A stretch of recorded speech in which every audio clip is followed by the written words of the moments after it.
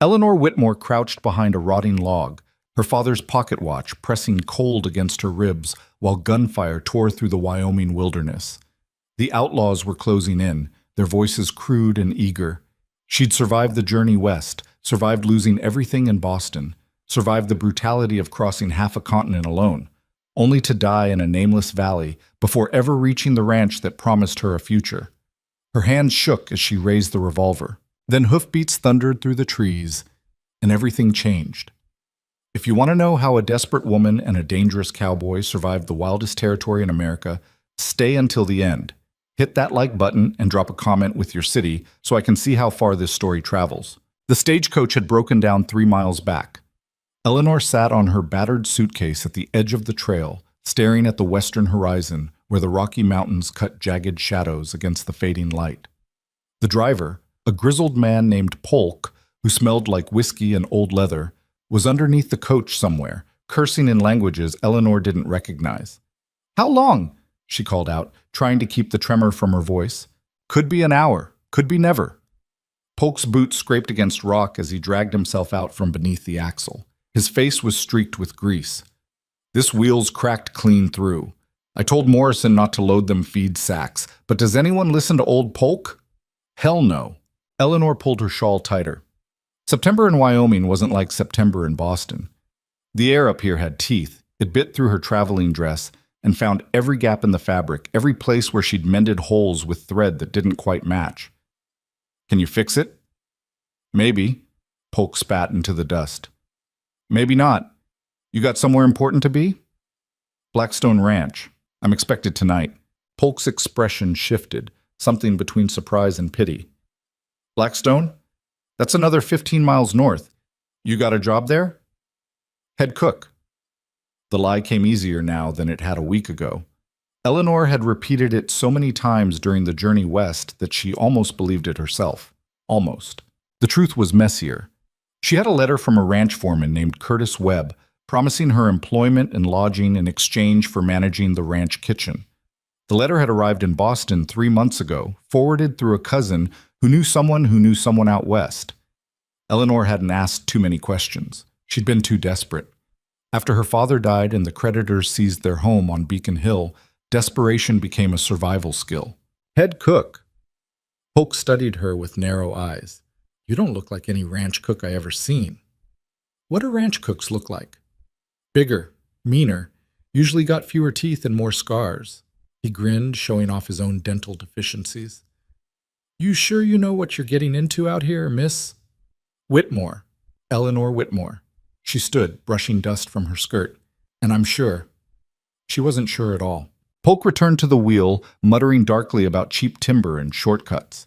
Eleanor walked a short distance up the trail, stretching her legs after hours cramped inside the coach.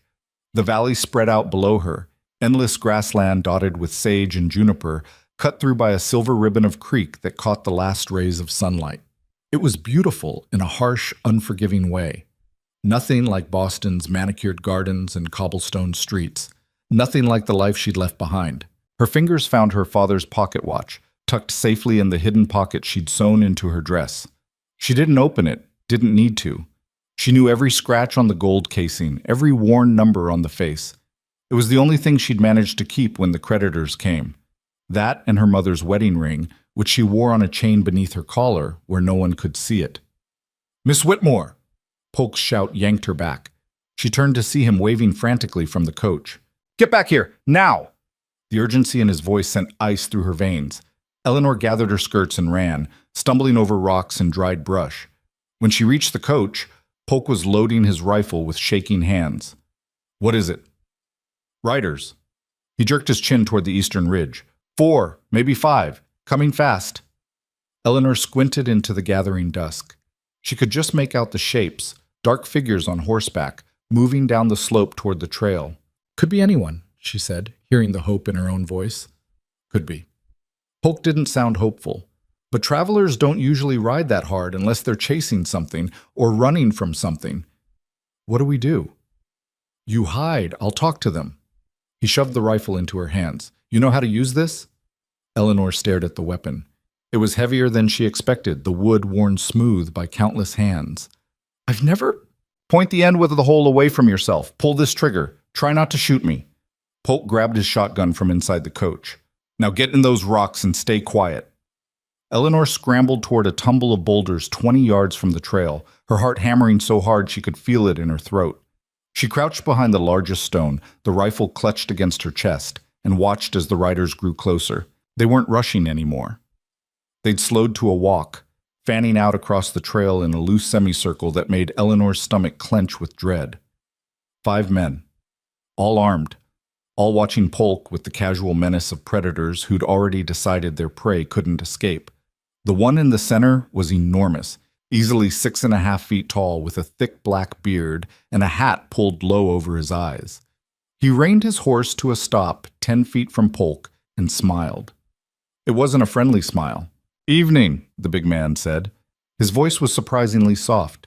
"Having some trouble?" "Broken wheel," Polk replied. His shotgun rested across his shoulder, deceptively casual. "Nothing I can't handle." "That so?" The rider's gaze drifted to the coach, then to the scattered luggage. "Traveling alone?" "Just me and the cargo." "Uh-huh." The big man nudged his horse forward. "You mind if we take a look? Been some robberies on this route lately. We're riding with the territorial marshal, checking for stolen goods." Eleanor's grip tightened on the rifle. She'd heard enough lies in Boston to recognize one now. Polk apparently had too. "You boys got badges?" "Left 'em back in Sweetwater." Another rider spoke up, a thin man with a scar running from his eye to his jaw. "Marshal's orders. Don't want to spook folks." "Right." Polk shifted his weight. "Well, I appreciate you boys keeping the trail safe, but like I said, just me and cargo here. No stolen goods." The big man's smile faded. "I'm going to need you to step away from that coach." "Can't do that." "Wasn't a request." The world slowed down. Eleanor saw Polk's fingers tighten on the shotgun, saw the scarred rider's hand drop toward his pistol, saw the big man's horse dance sideways, nervous from the sudden tension. Then gunfire shattered the evening quiet. Polk fired first, the shotgun blast catching the scarred man in the chest and throwing him backward off his horse. The other riders scattered, drawing weapons and returning fire. Eleanor pressed herself against the boulder, ears ringing, unable to process what was happening. More shots, someone screaming, a horse shrieking in panic. When she finally forced herself to look, Polk was down. He lay crumpled beside the coach wheel, blood spreading dark across his shirt. The big man stood over him, pistol still raised, while the 3 remaining riders dismounted and approached the coach. "Check everything," the big man ordered. "Take anything worth taking." Eleanor couldn't breathe, couldn't think, couldn't do anything except watch as the outlaws tore through the cargo, throwing boxes and bags into the dirt. One of them found her suitcase. "Got something here, Garrett." The big man, Garrett, looked over. "What is it?" "Women's things, dresses and such." The outlaw held up one of Eleanor's shirtwaists, examining it with crude appreciation. "Nice fabric. Might fetch something in town." "There's a woman." Garrett's gaze swept the area. "Has to be." Polk said cargo, but he was protecting something. Eleanor's heart stopped. "Spread out," Garrett continued. "She's hiding nearby. Find her." They moved with practiced efficiency, weapons drawn, checking every shadow and crevice. Eleanor looked down at the rifle in her hands. She'd never fired a gun in her life, never hurt anyone, never even imagined she could. But Polk was dead because he'd tried to protect her. And these men would kill her too, once they found her. Or worse. Her hand steadied. She checked the rifle the way Polk had shown her, found the trigger, made sure the barrel was clear. 3 bullets in the chamber, 3 chances. The nearest outlaw was moving toward her hiding spot, calling out in a sing-song voice that made her skin crawl. "Come on out, sweetheart. We won't hurt you. Just want to talk." Eleanor raised the rifle. The outlaw rounded the boulder. She fired. The recoil slammed her shoulder back into the rock. The outlaw staggered, grabbing his leg, screaming. Eleanor didn't wait to see more. She ran, crashing through brush and sage, her dress catching on thorns. Behind her, shouts erupted. "She shot Cole! Get her!" Bullets whined past her head. Eleanor dove behind a fallen tree, gasping, trying to reload the rifle with fingers that wouldn't stop shaking. The dead wood was massive. Some ancient pine that had toppled decades ago, now rotting into the earth. It was better cover than the boulder. Not good enough. She's behind that log, Garrett's voice, closer now. Circle around. Don't let her run again. Eleanor peered over the trunk. They were spreading out, using the fading light and terrain to their advantage. She had 2 bullets left, 4 men still standing, 5 if the one she'd shot could still fight. The mathematics of survival weren't in her favor. Miss whoever you are, Garrett called out, this doesn't have to end bad. You shot one of my boys, so that's a problem, but maybe we can work something out. You come talk to me, nice and peaceful, and I promise we'll be gentlemen about this. A different voice, younger, eager, laughed. Real gentleman, Garrett? Shut up, Tommy. Eleanor's mind raced. She could surrender. Might buy herself a few minutes, maybe even mercy if these men had any humanity left. But she'd seen how they killed Polk without hesitation, how they'd gone through her belongings like wolves tearing apart a carcass. They wouldn't show mercy. She raised the rifle again, sighting down the barrel at a shadow moving between the sage bushes. Her finger found the trigger. A hand clamped over her mouth from behind. Eleanor tried to scream, tried to swing the rifle around, but whoever had grabbed her was impossibly strong. An arm locked around her waist, lifting her bodily off the ground. She kicked and thrashed, certain this was it. One of the outlaws had flanked her, and now, "Stop fighting me!" The voice was low, barely a whisper against her ear. Male. Unfamiliar. "I'm not with them." Eleanor froze. "I'm going to move my hand," the voice continued. "Don't scream. Don't shoot me. Can you do that?" She managed a tiny nod. The hand released her mouth but stayed close, ready to silence her again if needed. Eleanor twisted around and found herself staring at a stranger. He was tall, taller than Garrett even, with dark hair that needed cutting and eyes so pale they looked almost silver in the dying light. He wore a duster coat covered in trail dust, and there was a rifle slung across his back, a pistol on each hip. He looked dangerous. More dangerous than the outlaws hunting her. "Who?" Eleanor started. "Later." He glanced toward the voices calling out in the gathering darkness. "How many?" "4, maybe 5 if I didn't hit the first one hard enough." "You hit him hard enough, I saw." Something that might have been approval flickered across the stranger's face. "You know how to ride?" "What?" "A horse. Can you ride one?" Eleanor nodded, though it had been years since she'd sat a saddle. The stranger seemed satisfied anyway. He pulled his rifle around and checked the chamber with practiced ease. "Stay low. When the shooting starts, run for my horse. He's tied in those aspens." He pointed toward a cluster of trees 30 yards away. "Black gelding, white blaze. Don't wait for me." "Wait, you're going to fight them alone?" "Rather fight them than run from them." The stranger's pale eyes locked onto hers. "You got a name?" "Eleanor Whitmore. Rhett Mercer." He said it like it should mean something. "Stay alive, Eleanor Whitmore." Then he stood and walked into the open. Garrett saw him immediately. "Well now, didn't know we had company." Rhett stopped 20 feet from where the outlaws had gathered. Eleanor, still hidden behind the log, could see his profile. Utterly calm, like he was discussing weather instead of facing down 4 armed men. "Evening, Garrett." The big man's expression soured. "Mercer. Hell. Should have known." "Probably." Rhett's hand rested near his pistol, relaxed but ready. "Heard shots. Figured I'd check it out."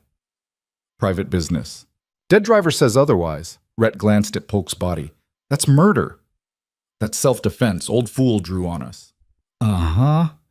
Rhett's tone suggested he didn't believe a word. "And the woman you're hunting?" "What woman?" Garrett's smile was predatory. "Don't see any woman." "Cole's got a bullet in his leg that says different." The wounded outlaw, Cole, groaned from where he sat against a rock, clutching his thigh. "Son of a bitch shot me, Garrett. Little Boston bitch shot me." "She defending herself too?" Rhett asked mildly.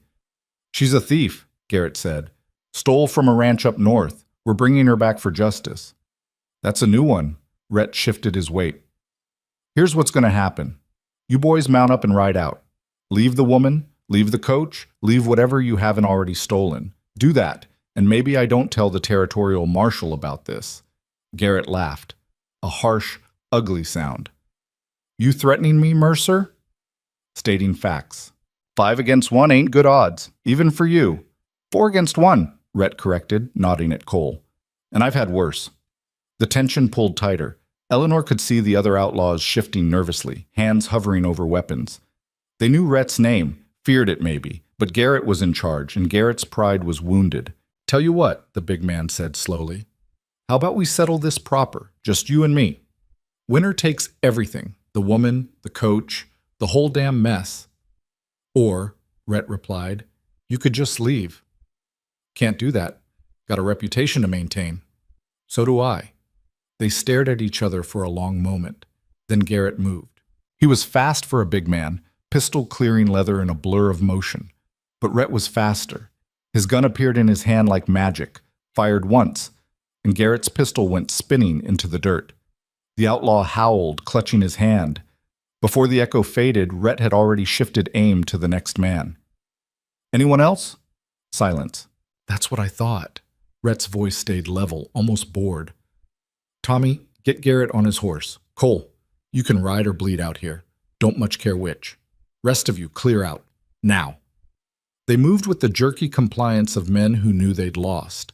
Tommy helped Garrett mount, the big man still cursing and cradling his injured hand. Cole stumbled to his horse with help from another outlaw. Within minutes, they were mounted and riding east, swallowed by the darkness. Eleanor stayed behind the log, too stunned to move. Rhett holstered his pistol and walked over to where Polk lay. He knelt, closed the old driver's eyes, and said something too quiet for Eleanor to hear. Then he stood and looked directly at her hiding spot. "You can come out now." Eleanor rose on shaking legs. The rifle slipped from her numb fingers and clattered against the log. She tried to step over it, stumbled, nearly fell. Rhett caught her elbow. "Easy." Eleanor couldn't finish the sentence, couldn't find words for the crash of terror and relief and confusion flooding through her. Her knees buckled. Rhett steadied her, his grip firm but not painful. "You hurt?" She shook her head. "Good." He guided her to a flat rock and made her sit. "Stay here. I'll check the coach." Eleanor watched him walk away, her mind slowly processing what had just happened. Rhett Mercer moved through the wreckage with efficient purpose, gathering scattered belongings, examining the broken wheel, checking Polk's pockets for identification. He worked in silence, and Eleanor was grateful. She didn't trust her voice yet. When he returned, he was carrying her suitcase and a canteen. "Drink." She obeyed, the water cold and sharp against her throat. Rhett crouched nearby, studying her with those unsettling pale eyes. "You said you're headed to Blackstone Ranch?" Eleanor nodded. "What business you got there?" "I have a job. Head cook." The words came automatically, though they felt hollow now. Everything felt hollow. Rhett's expression shifted, something complicated crossing his features. "Who hired you?" "Curtis Webb, the foreman. He sent me a letter 3 months ago, said they needed—" "Webb's dead." Eleanor's stomach dropped. "What?" "Kicked by a horse in July. Died 2 days later." Rhett's tone was matter-of-fact, but not unkind. "He was a good man, but he's gone." "But the letter—" "Whatever Webb promised you, he probably meant it. But he's not there to honor it anymore." Rhett stood, brushing dust from his coat. "An old man Blackstone doesn't know you're coming. I'd bet money on that." The bottom fell out of Eleanor's world. She'd crossed half a continent, spent the last of her money on coach fare and supplies, survived bandits and gunfire and the death of everyone she'd known back east. And for what? A job that didn't exist. A promise from a dead man. Nothing. "Miss Whitmore," Rhett's voice pulled her back from the edge of panic. "You still listening?" "Yes." It came out as a whisper. "Blackstone Ranch is my ranch." Eleanor's head snapped up. "Your owner inherited it from my uncle last year." Rhett pulled off his hat, ran a hand through his hair. "Webb was supposed to clear any new hires with me before making offers. Sounds like he jumped the gun." "So there's no position." "Didn't say that." Rhett studied her with an expression she couldn't read. "Said Webb didn't clear it with me. Doesn't mean the ranch couldn't use a decent cook. Lord knows the current situation is a disaster." Hope flickered, small but stubborn. "Are you offering me the job?" "I'm offering you a ride to the ranch and a meal. After that—" He shrugged. "We'll see. Ranch is 15 miles north. Too far to walk in the dark, especially with Garrett and his boys still angry." "They might come back?" Eventually. Not tonight, though. I shot Garrett's gun hand, and Cole won't be walking right for weeks. Rhett offered his hand. Can you ride? Eleanor let him pull her to her feet. It's been a while. Horse is gentle. You'll manage.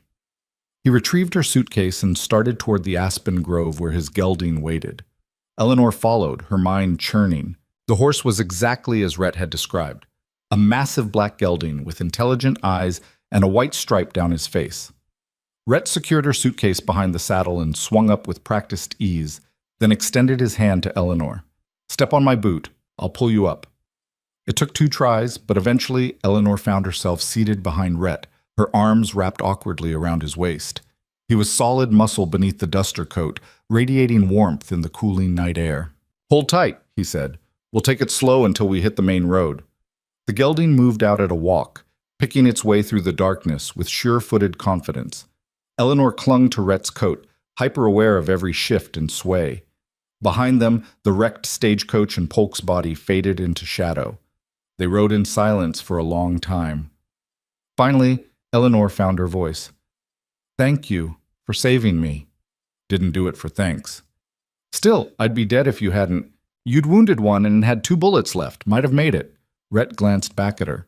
Where'd you learn to shoot? I didn't. That was the first time I ever fired a gun.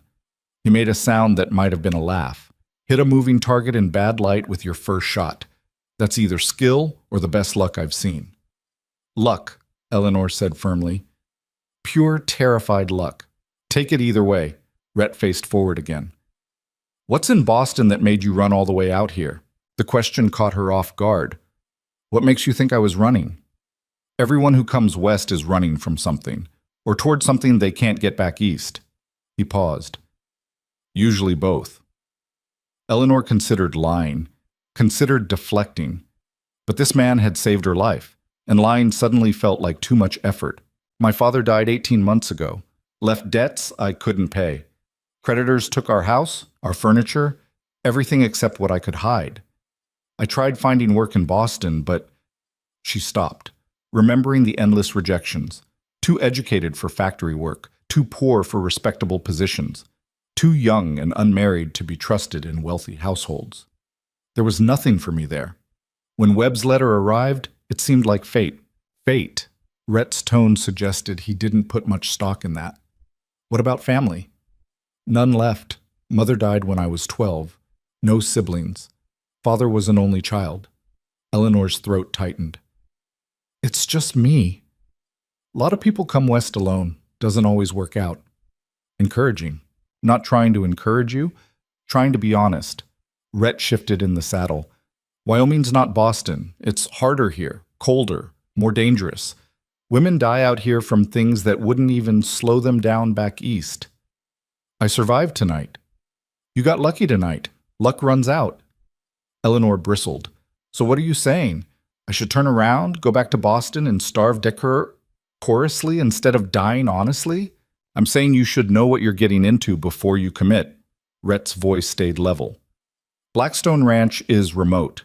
Town's 8 miles south, and it's not much of a town. Winters are brutal, summers are dry. Cattle break fences, horses go lame, hired hands get drunk and start fights. It's not romantic. I'm not looking for romantic. I'm looking for survival. Then you might make it. He went quiet for a moment. If old man Blackstone approves. You said it's your ranch. It is. But my grandfather built it, and his opinions still carry weight around here. He'll want to meet you before we make anything official. Rhett glanced back. He doesn't like surprises. Will he like me? No idea. He doesn't like most people. A pause. But he liked Webb, and Webb thought you were worth hiring. That'll count for something. The main road appeared ahead, twin ruts cutting through grassland, marked by occasional fence posts. Rhett urged the gelding into a faster walk, and the landscape began to change. The valley narrowed. Hills rose on either side, dark humps against the star-filled sky.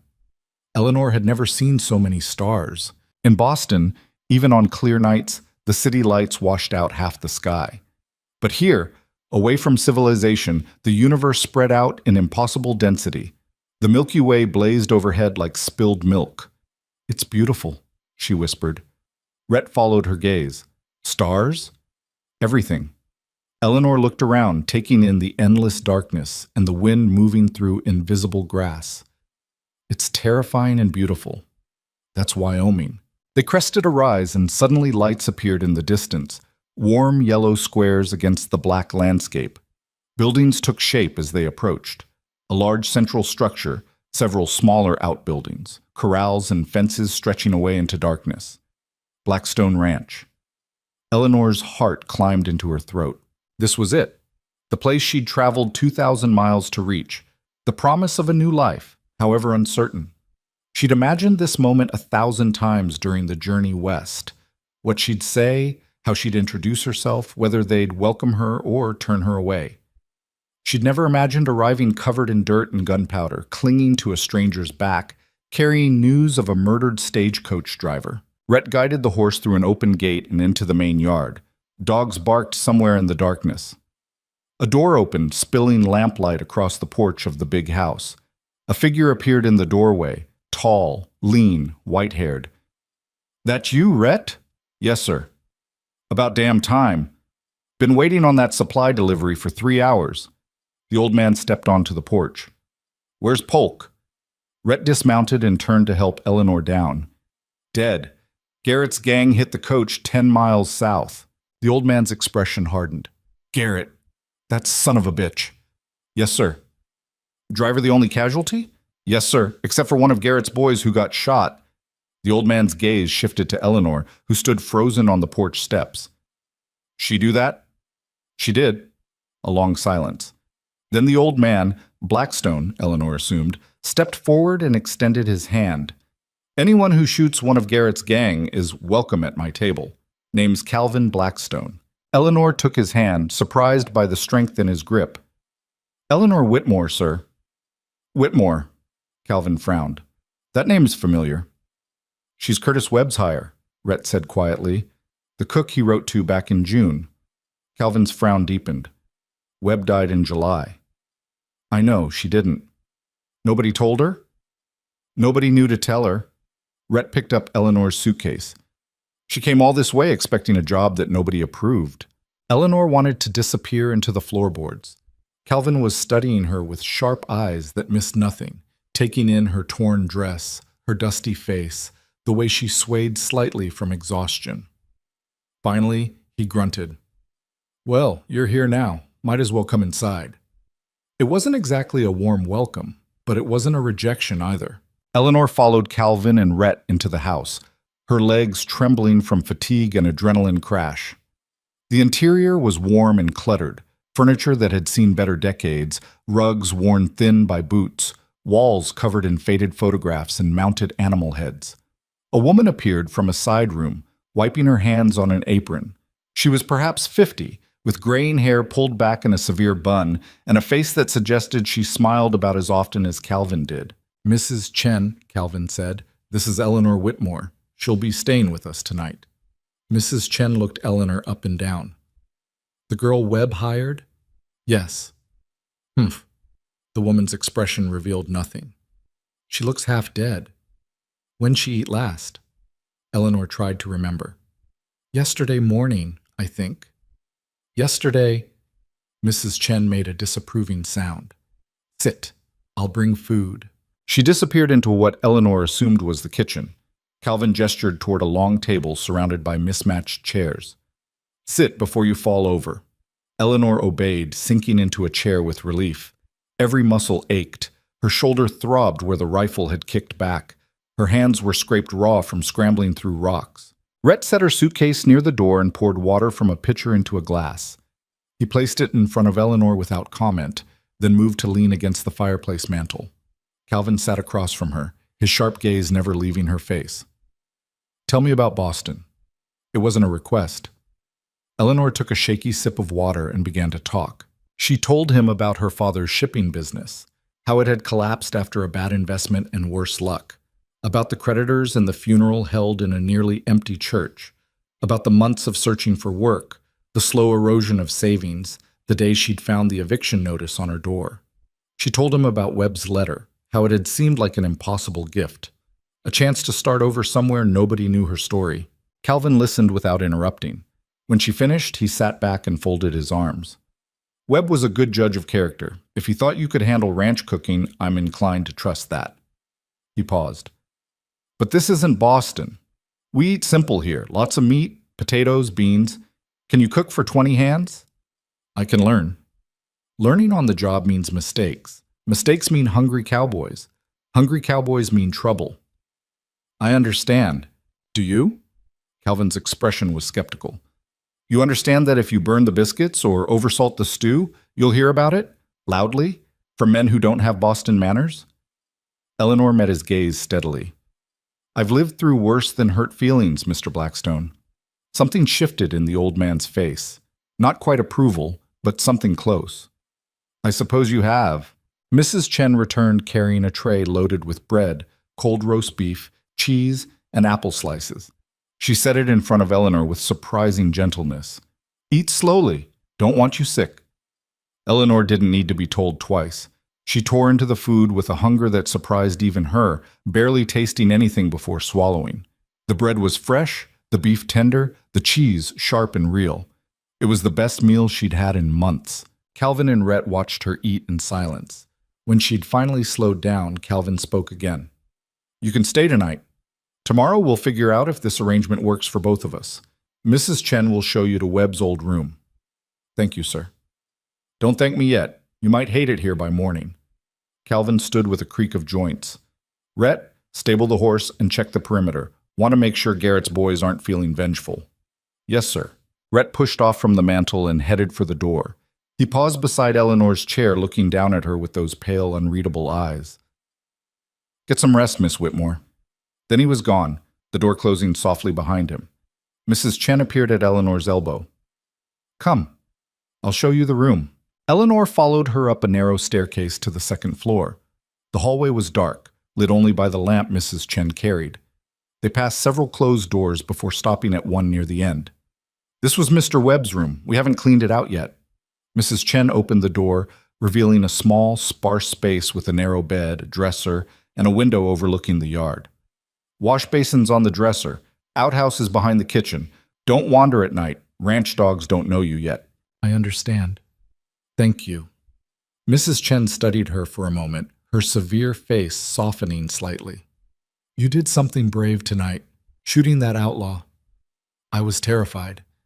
Brave and terrified aren't opposites. The older woman set the lamp on the dresser. Get some sleep. Morning comes early here.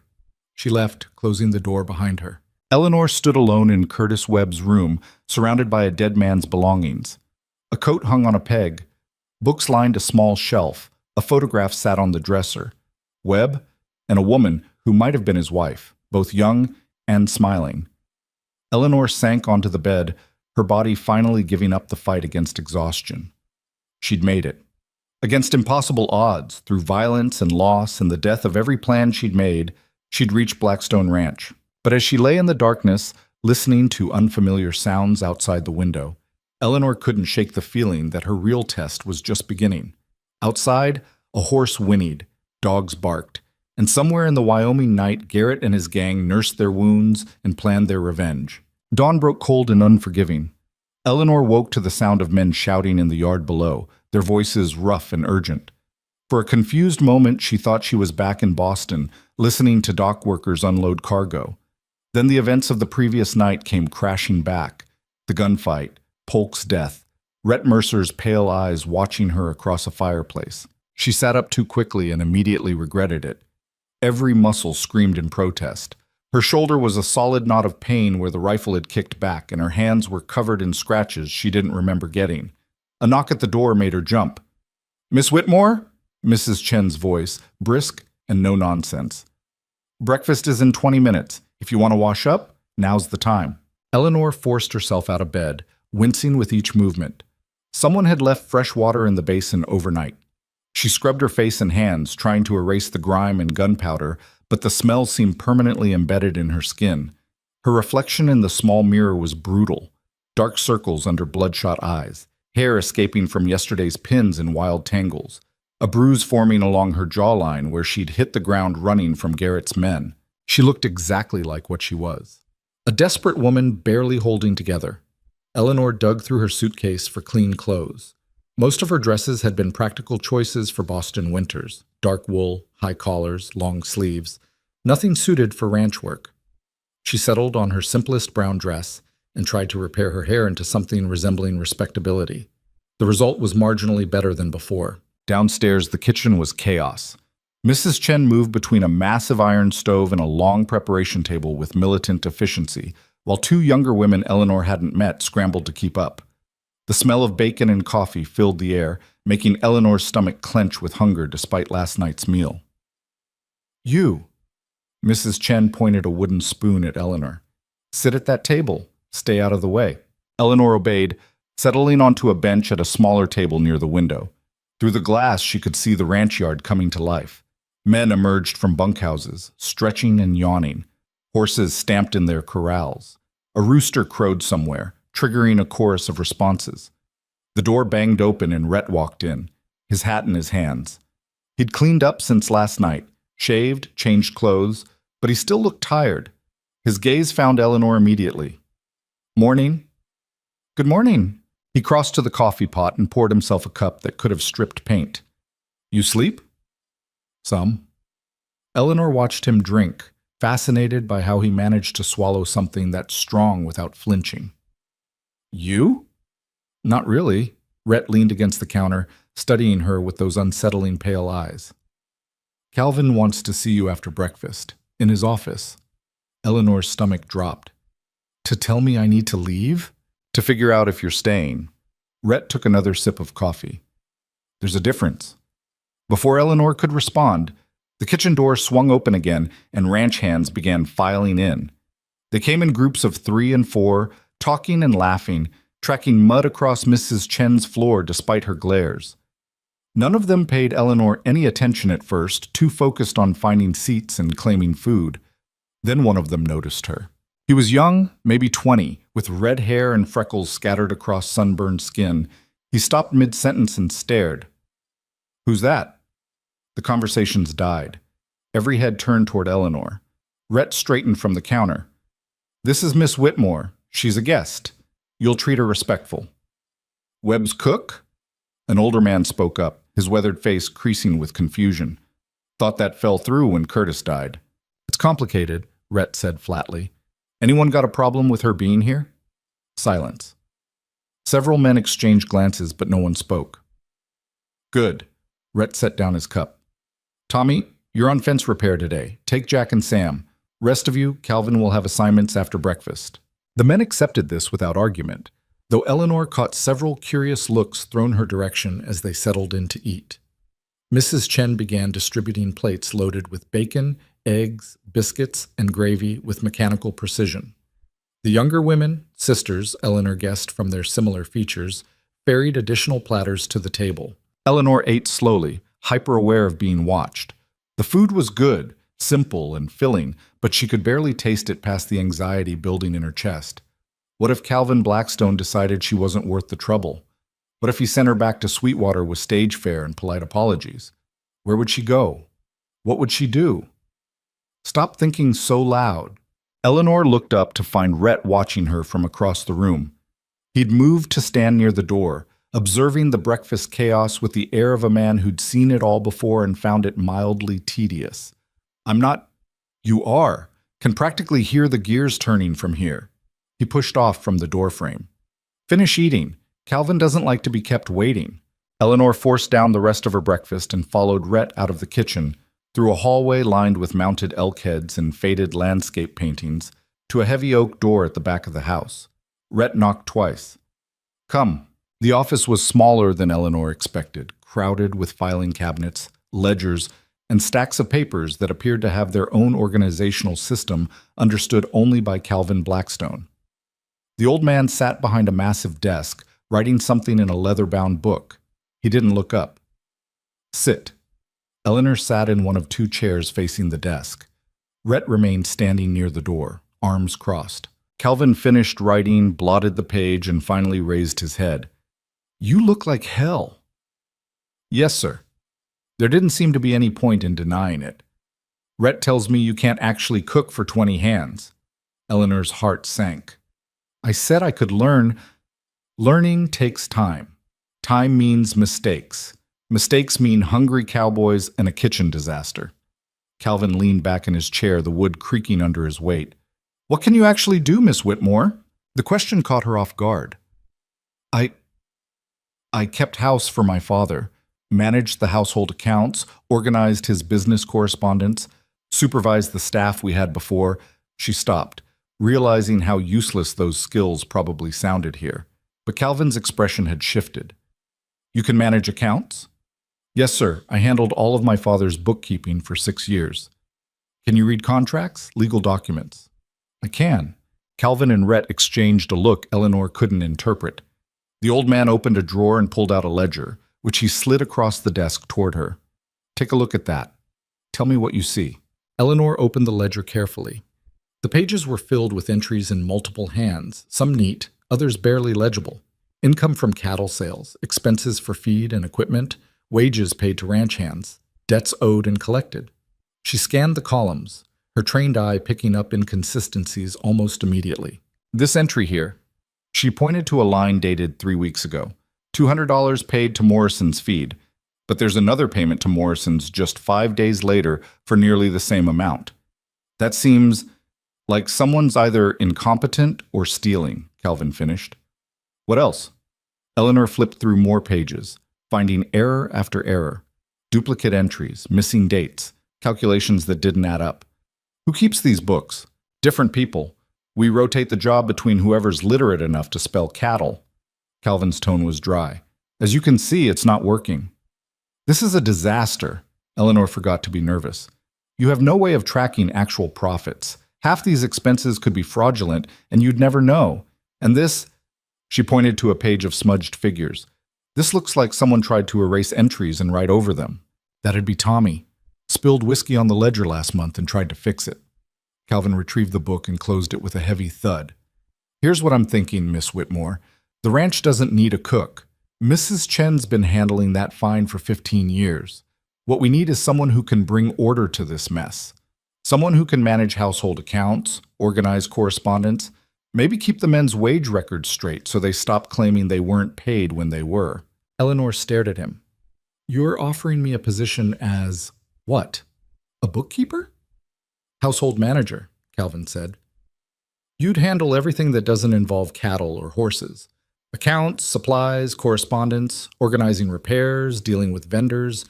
Basically, all the things I'm too old to want to do and Rhett's too busy to handle properly. I don't know anything about ranching. Don't need to. You need to know numbers and organization.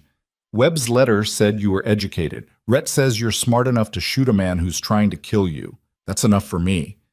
Calvin folded his hands on the desk. Pay would be $15 a month plus room and board. You'd work 6 days a week, Sundays off unless there's an emergency. $15. It was less than she'd hoped for, but more than she'd feared. And more importantly, it was real. A genuine offer, not a fantasy promise in a letter from a dead man. I accept. Don't you want to think about it? No, sir? I accept. Calvin's weathered face creased into something that might have been a smile. Good. You start today. Rhett will show you where everything is. Mrs. Chen will help you get settled properly. He pulled out another ledger. First priority is sorting out these accounts before the quarterly audit. Second priority is figuring out which of my hands has been skimming from the supply budget. Someone stealing? Almost certainly. Been missing small amounts for months. Nothing large enough to cause alarm, but it adds up. Calvin opened the ledger. Find out who, find out how much, and we'll deal with it. Eleanor took the book, feeling its weight. This was nothing like managing her father's small shipping office. This was a working ranch with dozens of employees and thousands of dollars moving through the accounts each month. One mistake could cost Calvin serious money, and if she failed, she'd be out on her ear with nowhere to go. Don't look so terrified, Rhett said from the doorway. Calvin wouldn't have offered if he didn't think you could handle it. He's right, Calvin agreed. Now get out of here, both of you. I've got work to do. Eleanor followed Rhett back into the hallway, clutching the ledger like a lifeline. Her mind was already racing ahead, planning how to tackle the accounting mess. She'd need to create a new system, verify all recent entries, cross-reference purchases against actual inventory. Miss Whitmore. She stopped. Yes? Rhett was watching her with an expression she couldn't read. You sure about this? It's not too late to change your mind. I could get you on the next stage to Cheyenne. You'd have better opportunities there than stuck out here balancing books for a stubborn old rancher. Is that what you want, me to leave? I'm asking what you want. Eleanor considered the question honestly. What did she want? Safety, certainly. Stability. A place where she didn't have to constantly look over her shoulder or count her last few coins or wonder which meal might be her final one. But more than that, she wanted to feel useful again, to prove that losing everything in Boston hadn't broken her completely. I want to stay, she said firmly. I want to fix those accounts and catch whoever's stealing and make myself so valuable that Calvin can't imagine running this ranch without me. Something flickered in Rhett's pale eyes. Approval, maybe? Or amusement? Ambitious. Practical. Same thing out here. He gestured down the hallway. Come on, I'll show you the office where you'll be working. The room was barely larger than a closet, tucked between the main office and what appeared to be a storage area. A scarred desk dominated the space, surrounded by filing cabinets and shelves overflowing with papers. Dust covered everything in a thick layer that suggested no one had used this room in months. Eleanor set the ledger on the desk and immediately sneezed from the disturbed dust. It needs work, Rhett admitted. It's perfect. Eleanor meant it. The room was private, functional, and hers. When can I start? Now, if you want. But you might consider getting your belongings properly moved from Webb's room first. Mrs. Chen mentioned there's a smaller bedroom on the third floor that's empty. Used to be for the housekeeper back when the ranch had one. There was a housekeeper? Yes, years ago, before my uncle married and his wife took over those duties. After she died, he never bothered replacing her. Rhett leaned against the door frame. It's dusty up there, but it's private. Better than staying in Webb's room with all his things. Eleanor hadn't realized how much Webb's presence in that room had unsettled her until Rhett offered an alternative. I'd like that. Thank you. Don't thank me yet. You haven't seen the state of it. He straightened. I'll have one of the boys help move your suitcase after lunch. For now, you should probably start sorting through this mess. He left before Eleanor could respond, his boot heels echoing down the hallway. Eleanor turned to face her new domain. The desk was covered in scattered papers, old receipts, and what appeared to be 3 months' worth of unopened correspondence. The filing cabinets were stuffed so full that several drawers wouldn't close properly. A dead plant sat on the windowsill, its dried leaves crumbling at the slightest breeze. It was overwhelming. It was also exactly what she needed. Eleanor rolled up her sleeves and got to work. By midday, she'd cleared the desk, sorted the correspondence into 3 piles, urgent, important, and possibly garbage, and discovered that someone had been using one filing cabinet to store whiskey bottles. 6 empties, carefully hidden behind folders marked Equipment Purchases 1873. She was elbow-deep in a drawer full of unsorted receipts when footsteps approached. Mrs. Chen appeared in the doorway carrying a tray with sandwiches and coffee. You missed lunch. Eleanor looked up, startled. What time is it? Past 1. The men finished eating an hour ago. Mrs. Chen set the tray on the desk, displacing a stack of papers. You need to eat. I will. I just wanted to finish. Eat now. Finish later. The older woman's tone left no room for argument. Can't work if you faint from hunger. Eleanor accepted the food gratefully. The sandwich was thick with roast beef and sharp cheese, and the coffee was strong enough to dissolve iron. She ate quickly, watching Mrs. Chen survey the office with a critical eye. This room was always a mess, the housekeeper said. Mr. Webb tried to organize it once, gave up after 2 days. How long did Webb work here? 12 years. Started as a ranch hand, worked his way up to foreman. Mrs. Chen's expression softened slightly. He was a good man. Fair. Careful with the cattle and careful with people. Did he have family? A wife in Sweetwater, no children. She moved back east after he died. Couldn't stand the memories. Mrs. Chen picked up one of the empty whiskey bottles and examined it with disapproval. Who was hiding these? I don't know yet, but I'm keeping a list. Good. Mr. Blackstone doesn't tolerate drinking on the job. She set the bottle down with a sharp click. Some of the hands are decent men. Some are lazy. A few are outright thieves. You'll figure out which is which. Eleanor swallowed a bite of sandwich. How will I know? Watch how they act when they think no one's looking. Listen to what they don't say. Mrs. Chen moved toward the door, then paused. And be careful around Tommy Brewster. The young one with red hair? That's him. He's pleasant enough on the surface, but he's got a mean streak and wandering hands. Don't be alone with him, if you can help it. The warning sent ice down Eleanor's spine. Has he? Not yet, but he's come close with the kitchen girls. Mrs. Chen's face was hard. I told Mr. Blackstone, but Tommy's father is a big rancher east of here. Politics. She said the word like a curse. Just be careful. After Mrs. Chen left, Eleanor sat alone with her sandwich and the whiskey bottles, thinking about Tommy Brewster and politics, and the 100 ways women had to be careful in spaces men controlled. She was still thinking about it when Rhett appeared an hour later. Found something. Eleanor looked up from a particularly confusing receipt for horseshoes. What? The supply theft. I think I know who's been skimming. Rhett stepped into the office and closed the door behind him. You said there were duplicate payments to Morrison's feed? 2 in the same month, both around $200. Morrison doesn't deliver. Buyers have to pick up their orders in person and pay on the spot. Rhett pulled out a small notebook. I checked with his shop. He's only got one payment recorded from Blackstone Ranch in September. For $97. Eleanor felt something click into place. So someone wrote a receipt for $200, kept the difference, and created a second fake receipt to cover their tracks. That's what it looks like. And it wasn't just Morrison's. I found 3 other vendors with the same pattern. Rhett's expression was grim.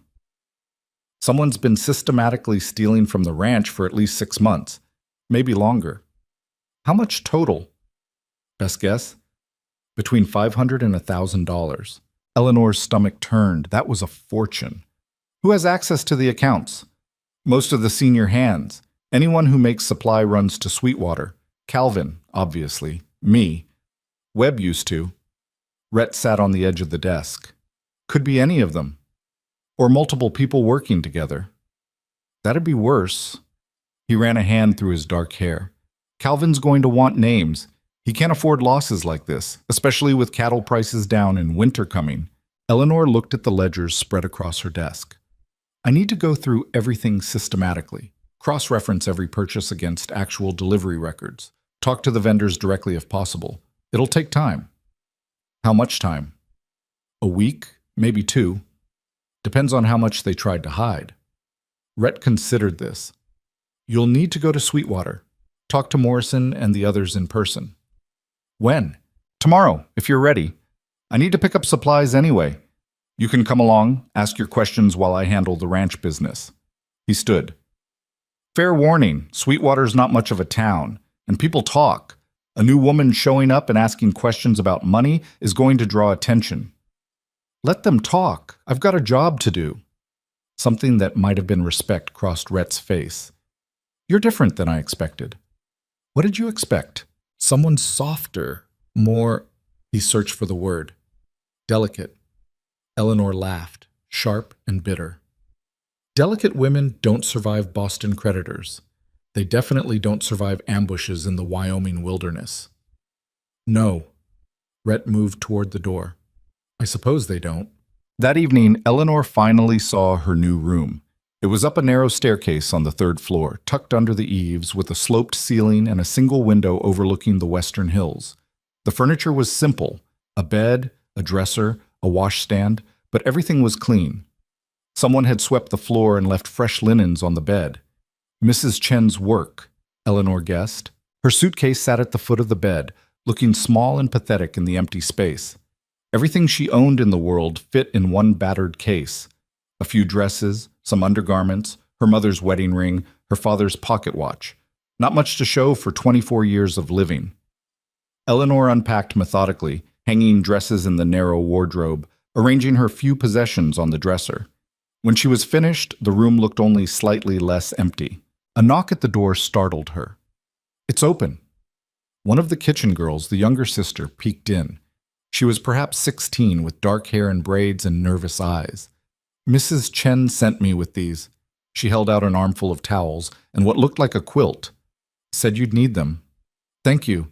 Eleanor took the bundle. What's your name? May. My sister is Lynn. The girl lingered in the doorway. Is it true you shot one of the Granger gang? News traveled fast. It's true. Which one? I don't know his name. Younger man, dark hair. That'd be Cole. May's eyes widened. He's mean. Beat a man near to death in Sweetwater last spring for looking at him wrong. You shot him? In the leg. Good. The word came out fierce. He deserves worse. Eleanor studied the girl's face, seeing something hard beneath the nervous exterior. Did he hurt you? Not me. My cousin. May's hands twisted in her apron. Cole and some others caught her walking home from town last winter. It wasn't good. She moved away after, couldn't stand being here anymore. The rage that swept through Eleanor was hot and sudden. I'm sorry. Not your fault. May straightened her shoulders.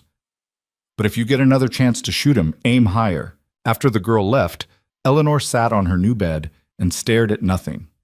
The pocket watch was heavy in her hand, its familiar weight grounding her. She thought about May's cousin, about all the women who'd been hurt by men like Cole and Garrett, about the ones who survived and the ones who didn't. She thought about how close she'd come to being one of them. The next morning, Eleanor woke before dawn to the sound of roosters and men's voices. She dressed quickly in her most practical dress and braided her hair into a tight coil at the base of her neck. No loose ends, nothing that could be grabbed. Downstairs, the kitchen was already busy. Mrs. Chen directed breakfast operations while Lynn and May scrambled to keep up. Eleanor grabbed coffee and a biscuit, eating standing up near the door. Rhett appeared as she was finishing. Ready? Yes. Got a gun? Eleanor blinked. No. Here. He handed her a small pistol, worn but well-maintained. 6 shots. Safety's here. Don't point it at anything you don't plan to kill. I thought Sweetwater was safe. Safer than the wilderness. Not safe. Rhett's expression was serious. Garrett's boys are out there somewhere, and Tommy Brewster's been talking. Eleanor's stomach clenched. Talking about what? You. How a Boston woman's got no business managing ranch accounts. How Calvin must be losing his mind to trust an outsider. Rhett checked his own weapons. Just talk so far, but talk turns into action when men drink. Eleanor tucked the pistol into her coat pocket. I can handle Tommy Brewster. I'm sure you can, but you shouldn't have to. Something dark crossed Rhett's face. If he touches you, you tell me. Understand? The protectiveness in his voice surprised her. Why do you care? Because you work for this ranch now. That makes you part of the crew. He met her eyes. And because no woman deserves to deal with men like Tommy alone. They rode out as the sun broke over the eastern hills, the wagon rattling beneath them loaded with empty crates for the supply run. Eleanor sat beside Rhett on the bench, the pistol a cold weight in her pocket. The road to Sweetwater wound through grassland and scattered pine forests, following a creek that ran low from the dry summer. They passed other ranches, smaller operations with weathered buildings and sparse herds. Some of the ranchers waved, others just watched as the Blackstone wagon rolled past. They're judging you, Rhett said after the third silent watcher. Let them. It bothers you, though. Everything bothers me. Eleanor watched the landscape roll by. That doesn't mean I'll stop. Rhett was quiet for a moment. You remind me of someone. Who? My mother. She came west from Philadelphia with my father, and everyone said she'd never last. Too refined, too educated, too everything. He guided the wagon around a rough patch. She outlived him by 20 years and ran the ranch better than he ever did. What happened to her? Influenza. 3 years ago. Rhett's voice stayed level, but Eleanor heard the grief underneath. She died telling Calvin exactly how to handle the spring branding, practical to the end. I'm sorry. Don't be. She had a good life, a hard one, but good. He glanced at Eleanor. She would have liked you. The comment warmed something in Eleanor's chest that had been cold for a long time. Sweetwater appeared an hour later, a collection of wooden buildings clustered around a main street, with a church at one end and what looked like a saloon at the other, somewhere between civilization and frontier chaos. Rhett pulled the wagon up in front of Morrison's Feed and Supply, a large building with faded paint and a creaking sign. I'll be at the hardware store. Meet back here in an hour? Eleanor nodded and climbed down, smoothing her skirt. Through the window, she could see a man behind the counter, Middle-aged, balding, with the permanent squint of someone who spent too much time reading fine print. Morrison, presumably. She pushed through the door and a bell chimed overhead. Morrison looked up from his ledger and his expression shifted. Surprise, then calculation. "Help you, miss?" "I'm Eleanor Whitmore from Blackstone Ranch. I'd like to review your transaction records." His friendliness evaporated. "That's so. What for?" "Discrepancy in our accounts. I need to verify payments and deliveries for the past 6 months." Morrison's face went carefully blank. "Ranch business is between me and Mr. Blackstone. I work for Mr. Blackstone. He sent me to handle this." Eleanor kept her voice pleasant but firm. "You can show me the records now, or I can come back with Mr. Blackstone and the territorial marshal. Your choice." The threat of the marshal did it. Morrison's jaw tightened, but he pulled out a ledger and slapped it on the counter. "Fine. Look all you want." Eleanor opened the book and began cross-referencing against the list she'd brought. The discrepancies were even worse than she'd thought. Morrison's records showed payments roughly half what the Blackstone ledgers claimed. Someone had been systematically inflating costs and pocketing the difference. "These numbers here," Eleanor pointed to an entry from August. "You received $97 for a feed delivery. Our records show $200. Your records are wrong. Or someone at the ranch is lying." Eleanor met his eyes. "Did you interact with the same person each time, someone who always handled the Blackstone account?" Morrison hesitated, then grudgingly, "Usually Tommy Brewster. Sometimes others, but mostly him." Eleanor felt triumph and dread in equal measure. "Thank you, Mr. Morrison." She left the store with her suspicions confirmed and her stomach churning. Tommy Brewster had been stealing from the ranch for months, and now she had proof.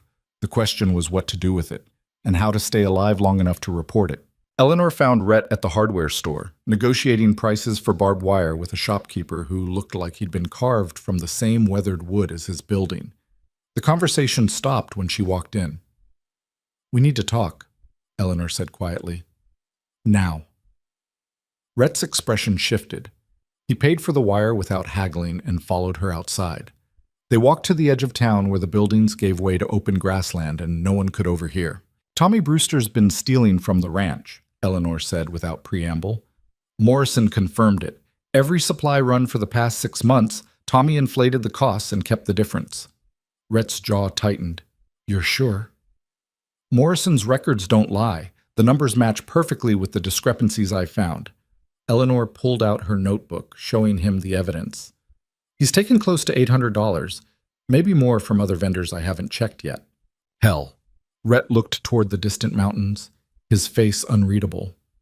"His father's not going to like this." "I don't care what his father likes. He's a thief." "It's not that simple. Jacob Brewster owns the second largest spread in the territory. He's got influence with the territorial government, connections in Cheyenne. If we accuse his son without ironclad proof—" "I have ironclad proof," Eleanor interrupted. "Morrison's ledger, our ledger, the receipts. It's all there. Paper can be disputed, especially when the man's father can afford better lawyers than we can." Rhett turned back to her. "I'm not saying you're wrong. I'm saying we need to be careful how we handle this." Eleanor wanted to scream. She'd spent 3 days tracking down the theft, confirming every detail, building an unassailable case. And now Rhett was telling her it might not matter because Tommy's father had money and power. "So what do we do? Just let him keep stealing?" "No, but we need Calvin's approval before we move. And we need to talk to Jacob Brewster before this becomes public." Rhett's tone was firm.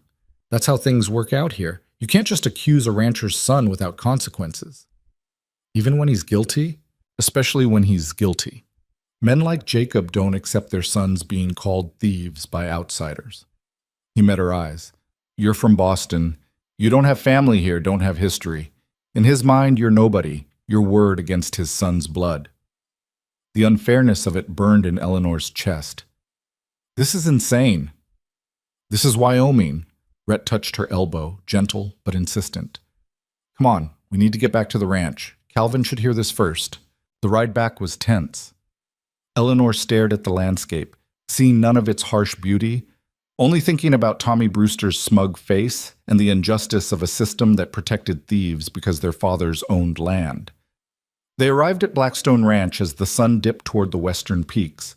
Rhett went directly to Calvin's office, while Eleanor waited in the hallway, her stomach twisted in knots. Voices rose and fell behind the closed door. Calvin's gravelly bark. Rhett's quieter responses. Then silence. The door opened. "Get in here," Calvin said. Eleanor entered to find both men standing by the desk, the ledgers spread between them. Calvin's face was thunderous. "Show me everything." Eleanor walked him through the evidence, explaining each discrepancy, how she'd cross-referenced Morrison's records, the pattern of theft spanning months. Calvin listened without interrupting, his expression growing darker with each revelation. When she finished, he was quiet for a long moment. $800. His voice was dangerous. "That son of a bitch stole $800 from me." "At least 800, Eleanor corrected. "I haven't checked all the vendors yet. How much more?" "Could be double that. Maybe more." Calvin's fist slammed on the desk, making Eleanor jump. "I want him gone. Tonight. Off my land, out of my employ, and if I ever see his face again, I'll—" "We need to handle this carefully," Rhett cut in. "Jacob Brewster." "I don't give a damn about Jacob Brewster or his political connections." Calvin's eyes blazed. "His son stole from me. That's a hanging offense." "It's also a family matter between two ranchers," Rhett said. "If we just throw Tommy out without talking to Jacob first, this becomes a feud, and feuds get people killed." The tension in the room was suffocating. Eleanor watched the two men face each other, understanding that this was about more than money. This was about power and respect and the fragile networks that held frontier communities together. Finally, Calvin exhaled. "What do you suggest?" "I ride to the Brewster Ranch tomorrow. Talk to Jacob man to man, show him the evidence. Give him a chance to handle his son privately." Rhett's voice stayed level. "He takes care of it quietly, pays back what was stolen, and we avoid a public conflict. And if he refuses, then we go to the territorial marshal and make it official." Rhett met Calvin's gaze. "But we give him the chance first." Calvin didn't look happy, but he nodded. 24 hours. After that, I don't care who his father is. Eleanor left the office feeling hollow. She'd done everything right, found the theft, gathered evidence, reported it immediately. And now she had to wait while men negotiated behind closed doors about whether justice even mattered. That night, she couldn't sleep. She lay in her narrow bed listening to the ranch settle into darkness. Footsteps in the hallway, a door closing, the wind picking up outside, rattling the window frame. Every sound made her flinch. Tommy Brewster didn't know yet that he'd been caught, but word would spread fast once Rhett talked to his father. And then what? Would Tommy come looking for revenge? Would he blame Eleanor for exposing him? The pistol Rhett had given her sat on the nightstand, cold and heavy. Eleanor reached for her father's pocket watch instead, running her thumb over the worn gold. She wondered what he would have done in this situation, whether he would have been brave enough to stand up to powerful men, or whether he would have counseled patience and caution. She'd never know. He was dead, and she was alone. Morning came too soon. Eleanor dressed and went downstairs to find the kitchen unusually quiet. Mrs. Chen was at the stove, but Lynn and May were absent. The usual breakfast chaos was subdued. "Where is everyone?" Eleanor asked. Rhett left before dawn for the Brewster Ranch, took 2 of the senior hands with him. Mrs. Chen didn't look up from the bacon she was frying. "Mr. Blackstone's in his office. The rest of the men are nervous." "Why nervous?" "Because Tommy Brewster hasn't shown up for work. His bunk was empty this morning." Mrs. Chen finally met Eleanor's eyes. "He ran." Eleanor's blood went cold. "When?" "Sometime in the night. Took his horse and gear." The housekeeper's expression was grim. "Someone must have warned him." "Who?" "Could be anyone. Ranch hands talk. Secrets don't keep long." Mrs. Chen turned back to the stove. "But running makes him look guilty. That's something at least." Eleanor grabbed coffee and forced down some bread, though her stomach was churning. If Tommy had run, he knew he'd been caught. And if he knew he'd been caught, he knew Eleanor was the one who'd exposed him. She was in her office trying to focus on work when Rhett returned late that afternoon. She heard his voice in the hallway, low and urgent, talking to Calvin. Then footsteps approaching. Rhett appeared in her doorway. He looked exhausted. "How did it go?" Eleanor asked. "Jacob Brewster denied everything. Said his son would never steal, that you must have made errors in the accounting. Rhett leaned against the door frame. Then I showed him Morrison's ledger. Watched the man's face change when he realized it was real. What did he say? That he'd handle it. Find Tommy, get the money back, make it right. Rhett's tone suggested he didn't believe a word. But Tommy's gone. Probably halfway to Colorado by now. Eleanor set down her pen. So he just gets away with it? For now. Jacob promised to pay back what was stolen from his own pocket. Said it'd take a month to get the cash together. Rhett moved into the room, closing the door behind him. Calvin took the deal. That's not justice. No, it's not. Rhett sat in the chair across from her desk. But it keeps the peace. And out here, peace matters as much as justice sometimes. Eleanor wanted to argue, but she could see the weariness in Rhett's face. He'd spent all day negotiating with a powerful man over his thieving son, trying to salvage something from a bad situation. I'm sorry, she said quietly. What for? Making this harder. If I just kept quiet... Don't. Rhett's voice was sharp. Don't apologize for doing your job. You found the theft, you documented it, you reported it. That took courage. He paused. Tommy running proves you were right, and now everyone on this ranch knows that stealing gets caught. But he's gone, for now. But men like Tommy don't stay gone. They come back when they think it's safe, and they bring trouble with them. Rhett stood. Keep that pistol close. Lock your door at night, and if you see Tommy anywhere near this ranch, you find me immediately. Understand?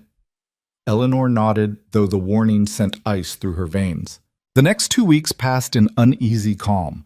Eleanor threw herself into work, reorganizing the entire accounting system, creating new protocols for supply purchases, implementing a verification process that made theft much harder. She worked 12-hour days, barely stopping to eat or sleep. It was easier than thinking about Tommy Brewster somewhere in the darkness, nursing his hatred. The ranch settled into new routines. The hands accepted Eleanor's presence with varying degrees of enthusiasm. Some appreciated the organizational improvements.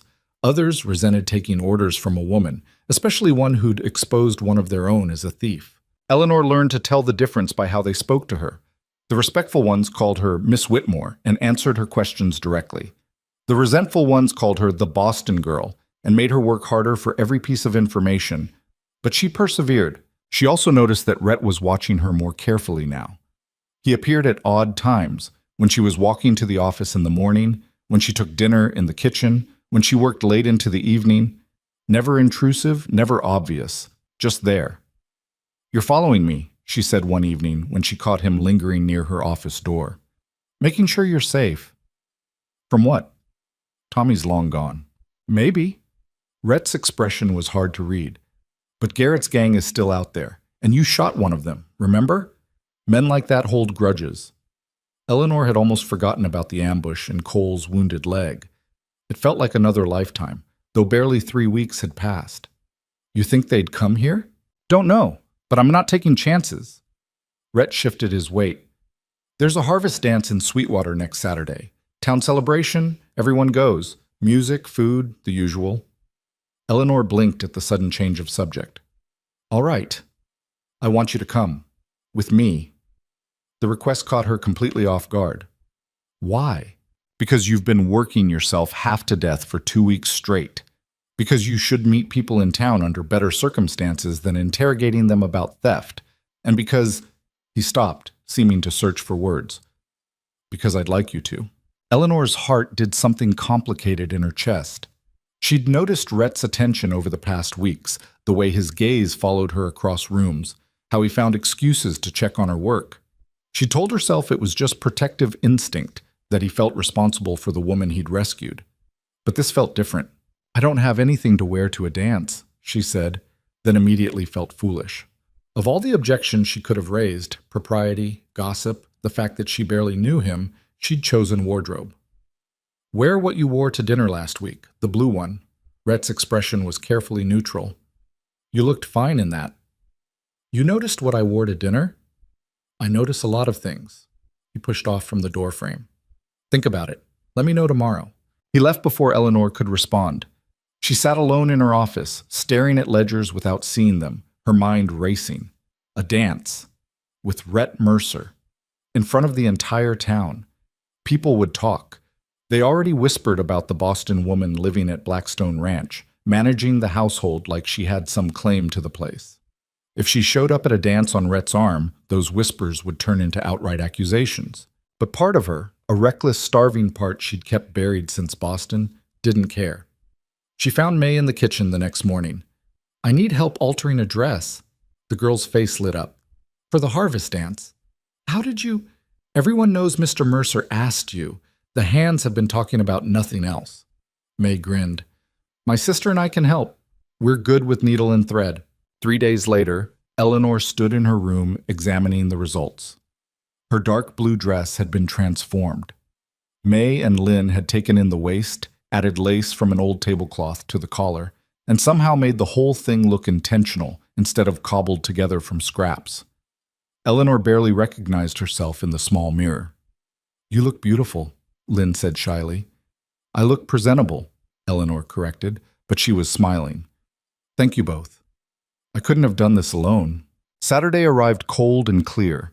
Eleanor dressed carefully, her hands shaking slightly as she fastened the buttons. This was foolish. She should stay at the ranch, focus on work, avoid drawing more attention to herself. But when Rhett knocked on her door precisely at 6, wearing clean clothes and an expression that suggested he was as nervous as she felt, Eleanor didn't hesitate. "Ready?" he asked. "As I'll ever be." The ride to Sweetwater was quiet. Rhett drove the small buggy he'd borrowed from Calvin, and Eleanor sat beside him wrapped in a shawl against the evening chill. The sun was setting, painting the western sky in shades of orange and red that looked like the landscape was on fire. "You nervous?" Rhett asked. "Terrified." "Me too." Eleanor looked at him in surprise. "Why would you be nervous?" "Because I haven't taken a woman to a dance in 5 years. Because the whole town's going to have opinions about this. Because I'm worried I'll step on your feet or say something stupid." He glanced at her.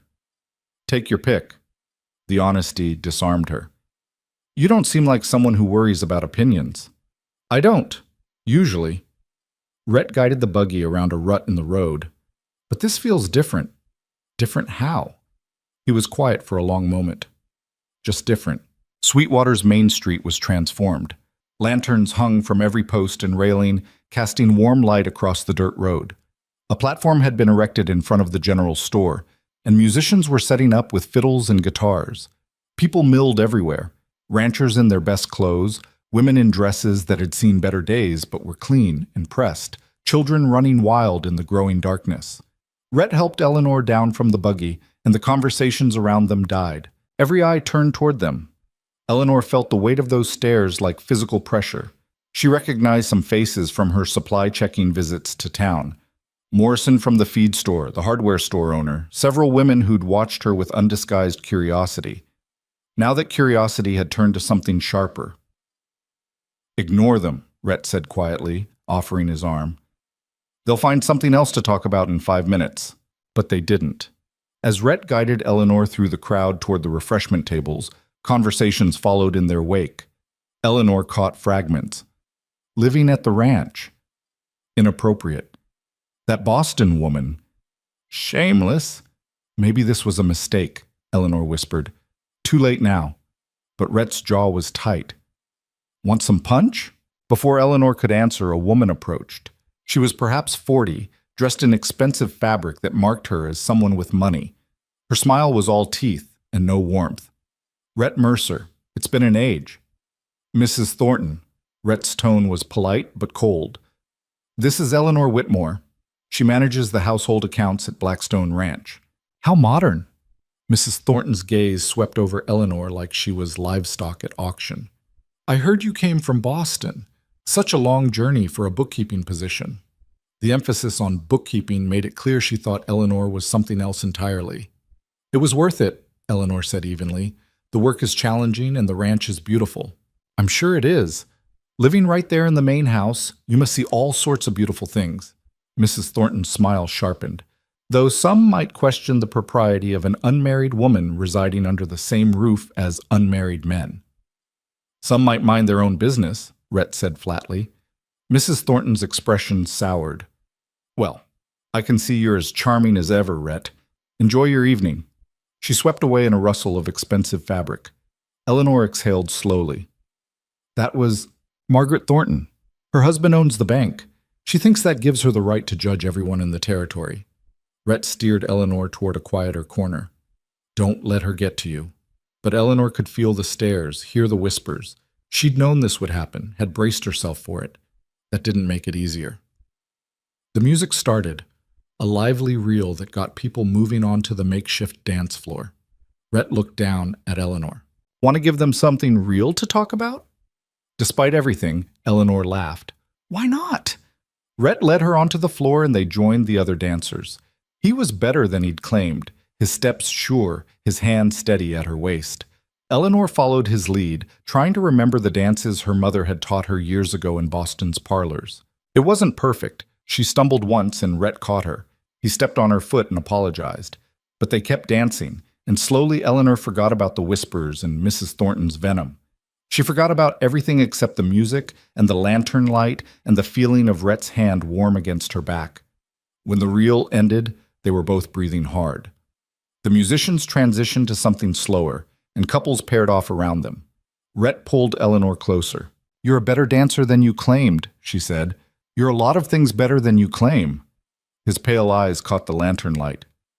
Braver, stronger, more stubborn. Stubborn isn't usually a compliment. It is out here, Rhett's voice dropped. Eleanor, I need to tell you something. Before he could continue, shouting erupted from the edge of the crowd. Eleanor turned to see men pushing forward, creating a commotion near the refreshment tables. Then she saw who was at the center of it. Tommy Brewster. He looked terrible, unshaven, dirty, his clothes stained with travel dust. And he was drunk. Very drunk. Where is she? Tommy's voice carried across the square. Where's the Boston bitch who ruined my life? Rhett immediately stepped in front of Eleanor. Time to go. But Tommy had spotted them. His eyes locked onto Eleanor with focused hatred. There you are! He pushed through the crowd, stumbling but determined. You think you can just accuse me? Ruin my reputation?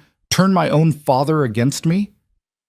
You ruined your own reputation by stealing, Eleanor said before she could stop herself. Rhett's hand tightened on her arm in warning, but it was too late. Tommy lunged. Rhett caught him before he reached Eleanor, shoving the younger man back hard. Tommy sprawled in the dirt, then scrambled up, reaching for the pistol at his belt. Don't! Rhett's gun was already drawn, aimed steady at Tommy's chest. Don't make this worse than it already is. The square had gone silent.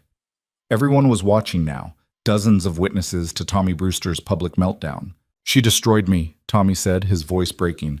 My father won't speak to me. I can't get work anywhere, all because of her lies.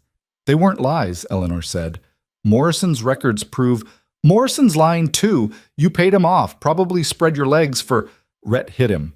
The punch was sudden and brutal, catching Tommy across the jaw and dropping him like a felled tree. He lay in the dirt, blood trickling from his split lip, staring up at Rhett with dazed eyes. Get up, Rhett said quietly. Get on your horse and get out of here. Next time you come near Miss Whitmore, I won't stop at one punch. Tommy struggled to his feet, swaying. For a moment, Eleanor thought he might try again. Then he spat blood and stumbled toward the hitching posts. The crowd parted for him silently. Rhett holstered his gun and turned to Eleanor. We're leaving. But now. The ride back to the ranch was silent, except for the wagon wheels and the horse's steady breathing. Eleanor's hands shook in her lap. The whole evening had been a disaster. The whispers, Mrs. Thornton's venom, Tommy's public attack. I'm sorry, she finally said. What for? Ruining the dance, making a scene, getting you into a fight. Rhett pulled the buggy to a stop. They were halfway between town and the ranch, surrounded by darkness and stars. He turned to face her. You didn't ruin anything. You didn't make a scene. And I hit Tommy Brewster because he needed hitting. His expression was fierce. What he said about you, what he implied, that's not acceptable. Not from him, not from anyone. People will talk. Let them talk, I don't care. Rhett reached out and took her hand. Eleanor, what I was trying to say before Tommy showed up, I've been trying to say it for days, and I keep finding excuses not to. Eleanor's heart hammered. What? That I'm glad you came here. Glad Webb wrote that letter. Glad the coach broke down. Glad I found you in that valley. He paused. And glad you stayed, even when leaving would have been easier. Rhett, I know this isn't Boston. I know I'm not some educated gentleman with proper manners, but He stopped, seeming to wrestle with words. I care about you, more than I should probably. And I wanted you to know that before... Eleanor kissed him. She'd never kissed a man before, had no idea what she was doing, but she leaned across the buggy seat and pressed her lips to his, cutting off whatever he'd been about to say. For a heartbeat, Rhett went completely still. Then his hand came up to cup her face, and he kissed her back. It wasn't gentle. It was desperate and hungry, and full of weeks of tension neither of them had acknowledged. Eleanor's hands fisted in his shirt, and Rhett pulled her closer, the awkward angle of the buggy seat be damned. When they finally broke apart, both breathing hard, Eleanor couldn't quite believe what she'd done. I'm sorry, she said automatically. I shouldn't have. Don't. Rhett's thumb brushed her cheek. Don't apologize for that. They sat in the darkness, the stars blazing overhead, neither speaking. Finally, Rhett gathered the reins. We should get back. It's late. The rest of the ride passed in charged silence. When they reached the ranch, Rhett helped Eleanor down from the buggy. His hand lingered on hers. Eleanor. I know. She squeezed his fingers. We'll talk tomorrow. But tomorrow never came the way they expected. Eleanor woke to screaming. She bolted upright, disoriented, her heart racing. Dawn light filtered through the window, and below, in the ranch yard, chaos erupted. Men were shouting, running, grabbing weapons. Eleanor threw on her robe and rushed downstairs. Calvin stood in the main room, fully dressed despite the early hour, barking orders at ranch hands. Every man who can ride, get armed. Perimeter check now. If you see anyone who's not supposed to be here, shoot first and ask questions after. What happened? Eleanor asked. Calvin turned. His face was grim. Granger gang hit the Henderson ranch last night. Burned 3 barns, ran off half their cattle, beat Henderson's oldest son near to death. He paused. They left a message. Said Blackstone's next. Eleanor's blood turned to ice. Because of me. Because they're outlaws, and that's what outlaws do. But Calvin's expression said he knew the truth. Garrett blamed Eleanor for his wounded hand and Cole's injured leg, and now he was coming for revenge. Red appeared in the doorway, already armed. Defenses? All hands on alert. Double watch tonight and every night until this is resolved. Calvin grabbed his rifle. Where's the marshal? 2 days' ride away in Laramie. I sent word, but we're on our own until he gets here. Eleanor felt the weight of guilt crushing her chest. The Henderson ranch attacked because of her. Their son beaten because she'd pulled a trigger in that valley weeks ago. This is my fault, she whispered. This is Garrett's fault, Rhett corrected sharply. He chose to be an outlaw. He chose to attack that stagecoach. He chose to come after you. He met her eyes. Don't take responsibility for evil men's choices. But as the ranch mobilized for war, as men checked weapons and fortified positions, Eleanor couldn't shake the certainty that everything that happened next would be because of her, and that before this was over, people would die. The ranch transformed into an armed camp within hours. Eleanor watched from her office window as men dug trenches along the property's western edge, reinforced the barn doors with heavy timber, and positioned water barrels near every building. The preparations were methodical and grim, carried out by hands who'd clearly done this before. Mrs. Chen appeared in the doorway. Mr. Blackstone wants all the women in the main house, no exceptions. I can help. Bash. You can help by not giving the men something else to worry about. The housekeeper's tone was sharp. May and Lynn are already in the kitchen. You'll join us. Eleanor followed her downstairs, feeling useless. In the kitchen, the 2 sisters were preparing food, not for immediate consumption, but the kind of provisions you made when you expected siege conditions. Bread that would keep for days. Dried meat. Water stores. Has this happened before? Eleanor asked. 3 times since I've been here. Mrs. Chen pulled out a massive pot. Different outlaws, same story. They threaten, we fortify, eventually the marshal shows up and they scatter. She paused. Usually no one dies. Usually? Mrs. Chen didn't answer. The day crawled past. Eleanor tried to work on accounts but couldn't focus. Every sound outside made her jump. Horses moving, men shouting orders, the rhythmic thud of axes reinforcing doors. She kept seeing Henderson's son in her mind, beaten because Garrett wanted revenge. By evening, the ranch looked like a military installation. Every approach was watched, every building secured. Calvin had positioned his best shooters on the main house roof and in the barn loft, giving them clear sight lines across the property. Rhett found Eleanor at sunset. She was standing on the back porch, staring at the darkening hills. "You should be inside." "I needed air." Eleanor didn't turn. "How bad is it?" "Bad enough. Garrett's got maybe 8 men left after we scattered them at the stagecoach. More if he's recruited since then." Rhett leaned against the porch rail. "Henderson said there were at least 10 in the attack last night. 10 against how many of us? Counting everyone who can shoot? 15, maybe 16? He was quiet for a moment. "Those aren't terrible odds if they come straight at us. But Garrett's not stupid. He'll try something else." Eleanor finally looked at him. "Like what?" "Fire, probably. Wait for wind, hit the outer buildings, try to draw us out fighting the flames. Then attack while we're scattered and distracted." Rhett's expression was hard. "It's what I do." The cold calculation in his voice reminded Eleanor that Rhett wasn't just a rancher. He was someone who understood violence intimately, who could think like the men hunting them because he'd probably done similar things himself. "Were you in the war?" she asked suddenly. Rhett was quiet for so long she thought he wouldn't answer. Then, "Yeah, cavalry. Wyoming Territory militia before that, fighting Cheyenne raiders." He stared at the distant mountains. "I was 17 when I killed my first man. Thought it would feel like something, triumph, horror, anything. It didn't, just felt necessary." "Does it still feel necessary?" "Sometimes." He met her eyes. "If Garrett comes for you, it'll feel very necessary." Eleanor's throat tightened. "I'm sorry I brought this down on you, on all of you." "You didn't bring anything. Garrett chose this same way he chose every other evil thing he's done." Rhett straightened. "But Eleanor, when they come, and they will come, you need to promise me something." "What?" "Stay in the house. Stay armed. And if it comes down to it, if they get past us..." He pulled a knife from his belt and pressed it into her hand. "You use this. Don't hesitate. Don't think. Just use it.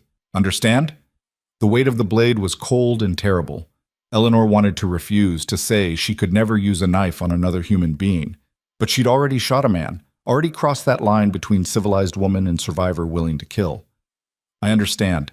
Rhett's hand covered hers briefly, warm against the cold steel. "Good girl." He left to check the perimeter defenses. Eleanor stood alone with the knife, watching darkness swallow the valley. Somewhere out there, Garrett and his gang were planning their attack, waiting for the right moment. The night stretched out, tense and endless. Eleanor couldn't sleep. She lay in her narrow bed, fully dressed, the knife under her pillow, and the pistol on her nightstand. Every creak of the house settling made her heart race. Every distant sound could be horses approaching or men moving through darkness. But no attack came. Dawn broke cold and gray. Eleanor dragged herself downstairs to find the kitchen already full of exhausted men grabbing breakfast before another day of waiting. The strain showed on every face, bloodshot eyes, tight jaws, hands that moved too quickly toward weapons at every unexpected sound. Rhett looked worse than the others. He'd clearly been up all night, patrolling the perimeter, checking defenses. When Eleanor handed him coffee, their fingers touched and she felt him trembling slightly from fatigue. "You need to sleep," she said quietly. "I will. After." After what, he didn't specify. The second day was worse than the first. The tension had sharpened into something almost unbearable. Men snapped at each other over nothing. One of the younger hands accidentally fired his rifle, nearly starting a panic before anyone realized it was a mistake. Calvin gathered everyone in the yard that afternoon. "I know you're tired. I know this waiting is hell. But Garrett wants us scared and sloppy. Don't give him that." His gaze swept the assembled hands. "The marshal should be here by tomorrow night. We just need to hold until then." "What if they don't wait that long?" someone called out. "Then we fight, and we win." Calvin's voice was iron. This is our land, our home. We don't give it up to outlaws. The men dispersed, marginally steadied by Calvin's confidence. But Eleanor caught the look he exchanged with Rhett. Neither of them believed the marshal would arrive in time. That night, Eleanor was helping Mrs. Chen prepare dinner when Lynn burst into the kitchen, her face pale. "Riders, coming from the east!" Everyone froze. Then chaos erupted as men grabbed weapons and rushed to positions. Eleanor ran to the window and saw them, dark shapes on horseback, moving fast across the darkening grassland. "How many?" Calvin shouted from somewhere. "Can't tell. 5, maybe 6. Rhett was suddenly beside Eleanor, pulling her away from the window. "Get to the cellar, now!"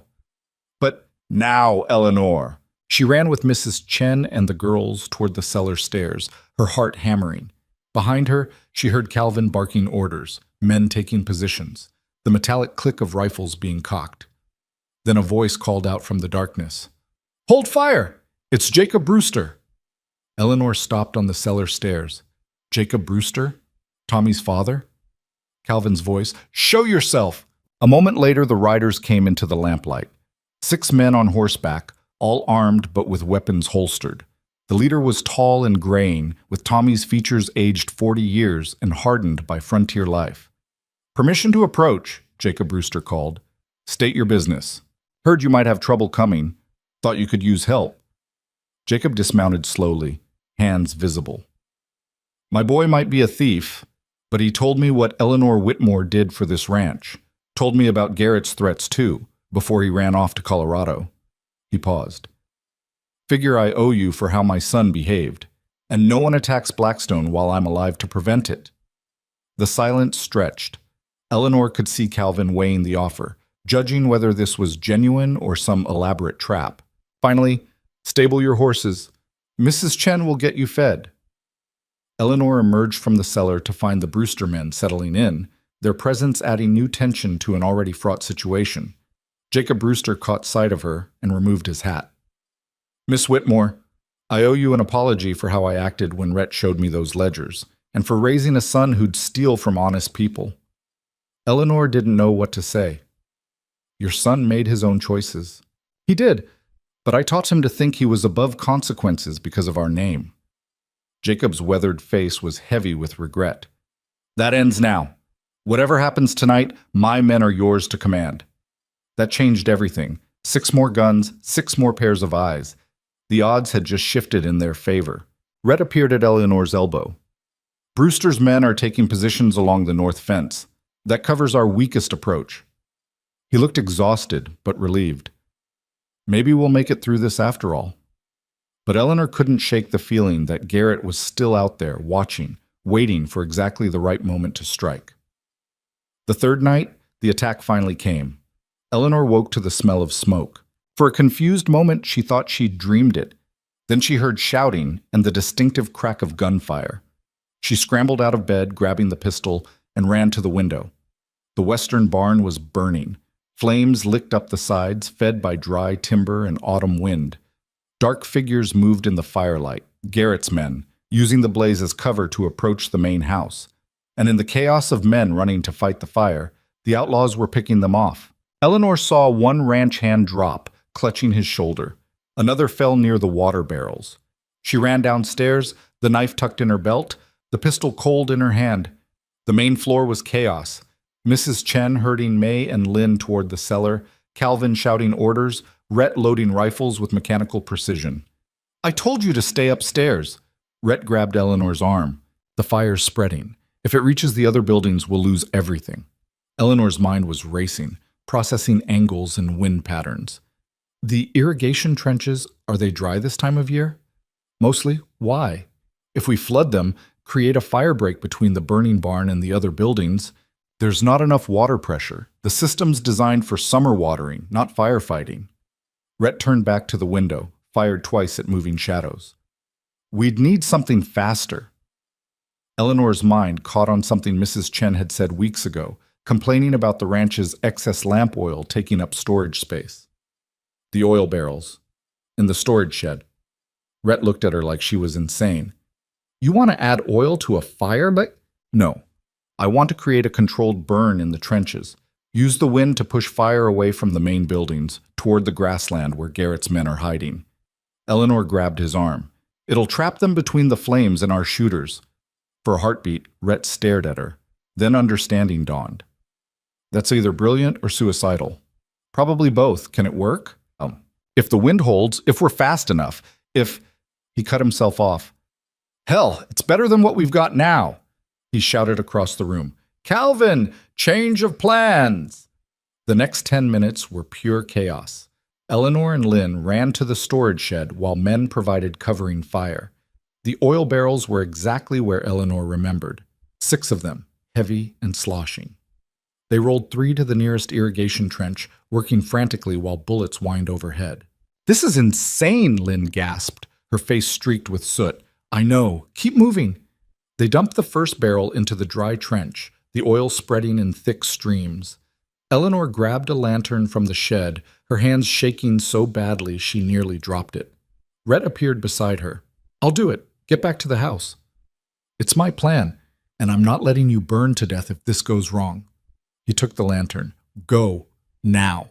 Eleanor ran with Lynn back toward the house, her lungs burning from smoke. Behind her she heard the whoosh of oil catching fire. Then the wind grabbed it, and the flames roared to life, racing along the irrigation trenches in blazing lines. The effect was immediate and terrifying. The controlled burn created a wall of fire that spread outward, pushed by the wind, moving fast across dry grass toward the locations where Garrett's men had been hiding. Eleanor watched from the house window as dark figures scrambled away from the advancing flames, abandoning cover, exposing themselves. Calvin's shooters didn't hesitate. Gunfire erupted from the house and barn loft, picking off the fleeing outlaws. 3 went down immediately. The others scattered, caught between fire and bullets with nowhere to hide. Eleanor saw Garrett himself, unmistakable even in the firelight by his massive size, trying to rally his men. But the chaos was too much.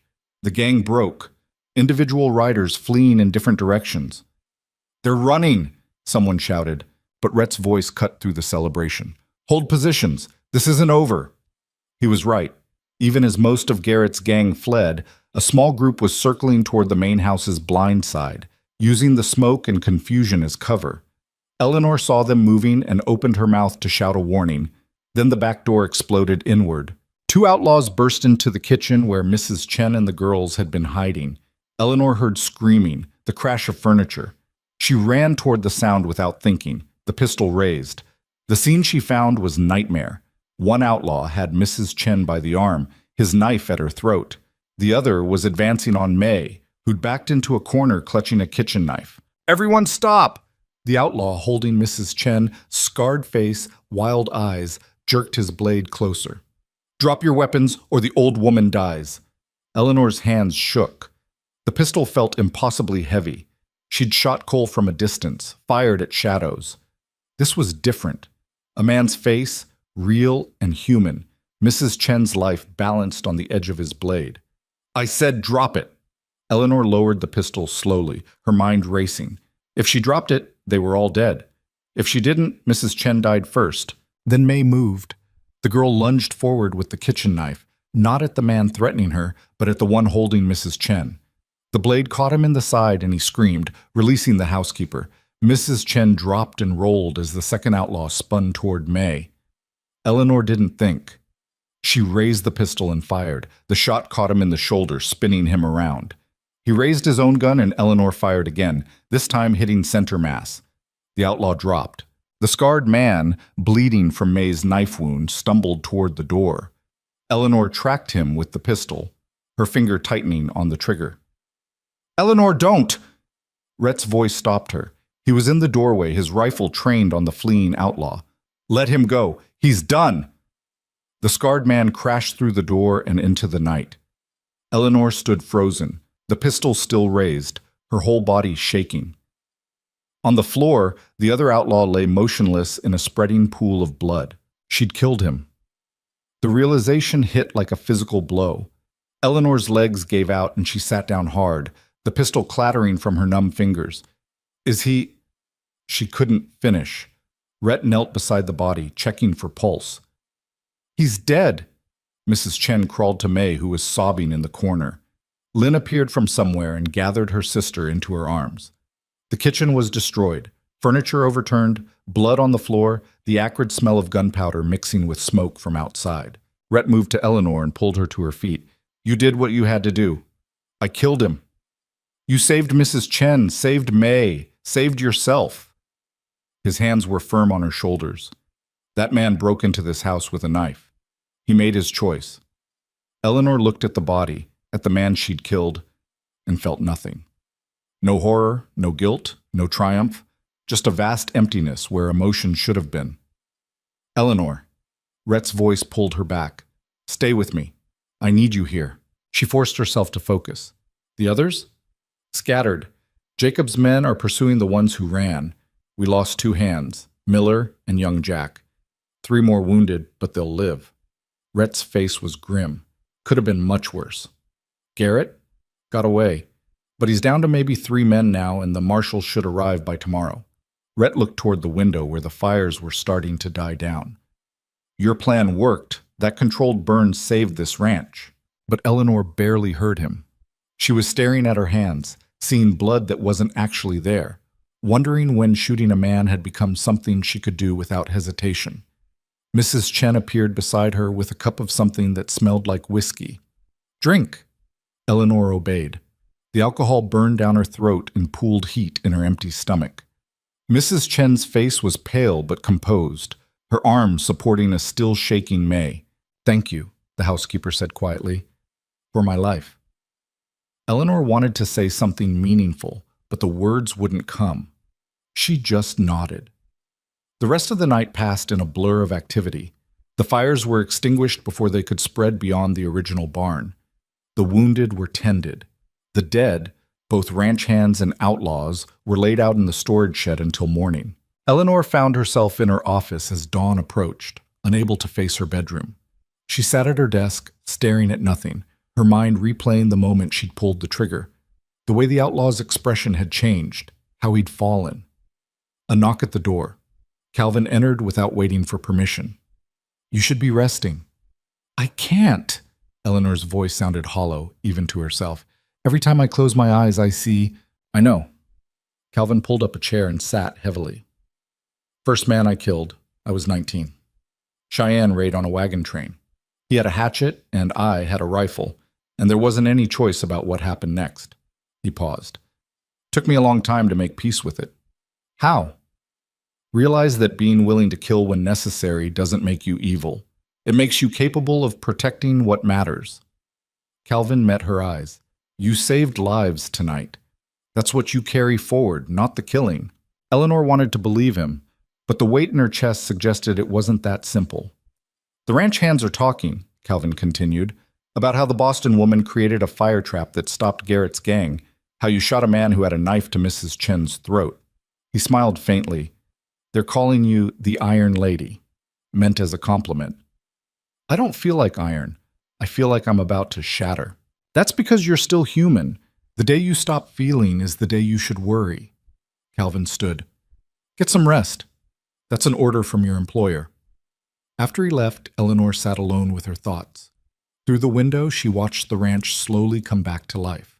Men clearing debris, repairing damage, moving with the resilience of people who'd survived and would keep surviving. Rhett appeared in his doorway. He looked like death, covered in soot and ash, a fresh bandage on his left arm, exhaustion written in every line of his face. "You're hurt," Eleanor said. "Grazed. It's nothing." He came into the office and sat on the edge of her desk. "Jacob's men are staying another day. Make sure Garrett doesn't come back for a second try." "Will he?" "No, we broke him. He'll run for Canada or Mexico, and that'll be the end of it." Rhett studied her face. "How are you?" "I don't know." Eleanor's throat tightened. "I keep thinking about that man, who he was, whether he had family, what brought him to the point of breaking into houses with knives. He made choices that led him here, same as we all do." Rhett reached out and took her hand. "Eleanor, what you did tonight, creating that fire trap, shooting that outlaw, that took more courage than most men I've served with could muster. It didn't feel like courage. It felt like desperation. Sometimes they're the same thing." He squeezed her fingers gently. You've been here less than 2 months and you've reorganized the ranch accounts, caught a thief, survived an outlaw attack, and saved this place from burning to the ground. You know what that makes you? Insane? Rhett smiled faintly. Irreplaceable. The word hung between them.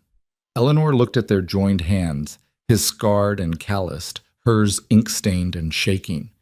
She thought about the kiss in the buggy, about the way Rhett watched her when he thought she wasn't looking, about the fear she'd felt when bullets were flying and she'd realized he might die. Rhett, I need to tell you something. Later. He stood, pulling her to her feet. Right now you need sleep, real sleep, not sitting in your office pretending to work. I can't. You can. And you will. He guided her toward the stairs. I'll be right outside your door. Nothing's getting past me. Eleanor was too exhausted to argue. She let Rhett walk her to her room, where he checked the window locks and made sure her pistol was loaded. Sleep, he ordered. I'll wake you if anything happens. Eleanor lay down fully clothed, certain she'd never actually fall asleep. But the moment her head touched the pillow, darkness dragged her under. She woke 12 hours later to afternoon sunlight and the smell of cooking food. For a confused moment, she thought the attack had been a nightmare. Then she saw the soot still staining her hands and knew it was real. Downstairs, the kitchen was bustling. Mrs. Chen directed operations with her usual efficiency, though Eleanor noticed the housekeeper flinched at sudden noises. May and Lynn worked quietly, their faces still pale. You're awake. Mrs. Chen thrust a plate of food at Eleanor. Eat! You look like a ghost. Eleanor obeyed, surprised to find she was ravenous. The food was simple. Bread, cheese, cold beef, but it tasted better than anything she could remember. Rhett appeared, cleaner than last night, but still exhausted. Marshal's here. Arrived an hour ago with 6 deputies. They're taking statements.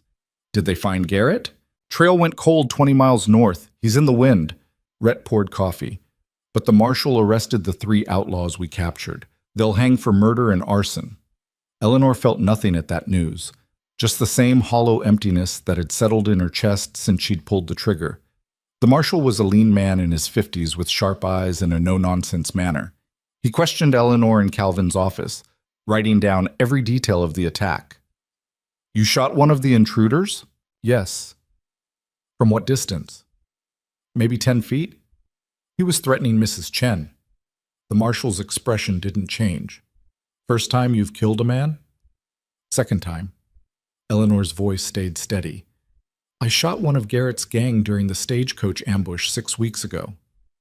Busy 2 months, The marshal closed his notebook. For what it's worth, Miss Whitmore, you did what any reasonable person would do. Both times. No charges will be filed. Eleanor hadn't even considered that possibility. Thank you. After he left, she stood in the office staring at the ledgers on the desk. The accounts she'd been reorganizing, the work that had consumed her energy and attention for weeks. It all seemed impossibly distant now, like it belonged to a different person in a different life. Rhett found her there as evening approached. Come with me. He led her outside, past the burned barn and the repairs already underway, past the corrals and outbuildings, up a ridge overlooking the valley. The view was spectacular, endless grassland rolling toward distant mountains, the sky turning gold and pink as the sun set. I come up here when things get bad, Rhett said. Reminds me why this place is worth fighting for. Eleanor looked at the landscape, trying to see what he saw. The harsh beauty, the unforgiving horizons, the space that went on forever. I thought about leaving after the attack, going back east where people don't shoot each other over stolen cattle. Why didn't you? Because there's nothing back there for me. And because... Eleanor paused, searching for words. Because for the first time in my life, I feel like I matter, like what I do makes a real difference. She turned to face him, even when it's terrifying. Rhett was quiet for a long moment, his pale eyes reflecting the sunset. That night at the dance, before Tommy showed up, I was trying to tell you something. I remember. I'm not good at this. Never have been. He turned toward her. But watching you tonight, seeing you create that fire trap and save this ranch and everyone in it, Eleanor, you're the strongest person I've ever met. And I'm done pretending I don't care about you more than I should. Eleanor's heart hammered. Rhett,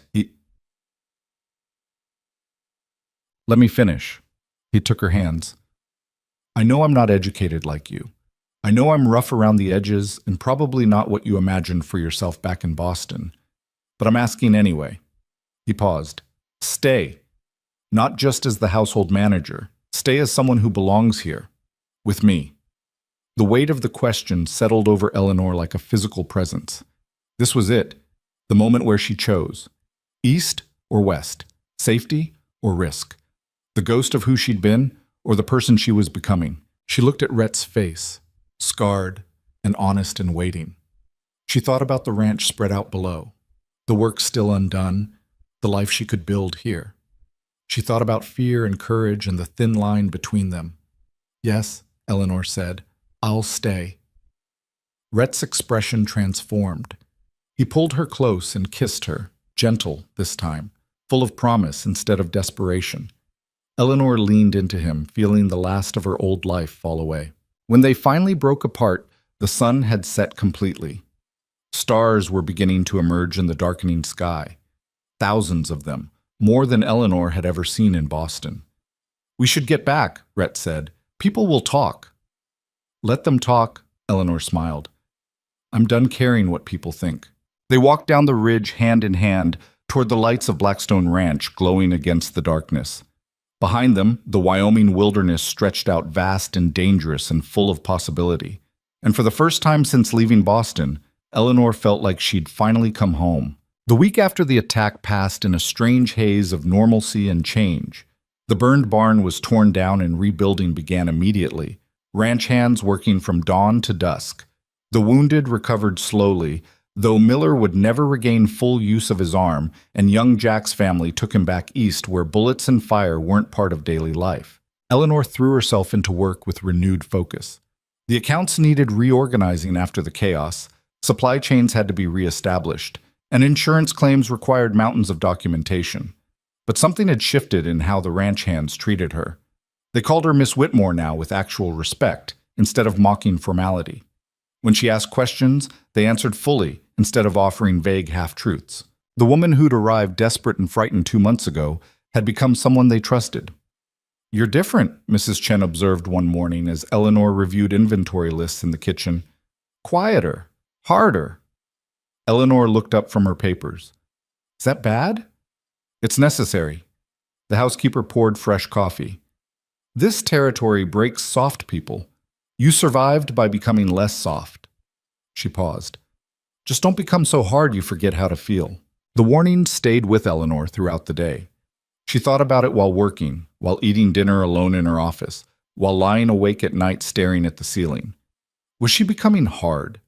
Had killing that outlaw changed something fundamental in her? She was still wrestling with the question when Rhett knocked on her door 3 nights after their conversation on the ridge. You're working too late again. There's too much to do. Eleanor gestured at the papers covering her desk. The quarterly reports are due in Cheyenne next week, and I need to verify. Eleanor. Rhett's tone was firm. It's midnight. The reports can wait until morning. I can't sleep anyway. Rhett studied her face, then closed the door and sat in the chair across from her desk. You're having nightmares. It wasn't a question. Eleanor set down her pen. How did you know? Because I've had them too. Still do sometimes. He leaned back. After the war, I'd wake up thinking I was back in that valley where my unit got ambushed. Took years before I could sleep through the night without reaching for a gun. Eleanor had never heard him talk about the war before. What helped? Time. Work. Realizing that the things I did to survive didn't make me evil, just human. Rhett's pale eyes were serious, and understanding that the people I killed made their own choices. I didn't create their violence. I just ended it. The man I shot was barely older than Tommy Brewster, maybe 25. Eleanor's voice was quiet. I keep thinking about who he might have been if he'd made different choices, had a different life. Maybe he would have been a good man. Maybe not. Rhett leaned forward, but he broke into this house with a knife.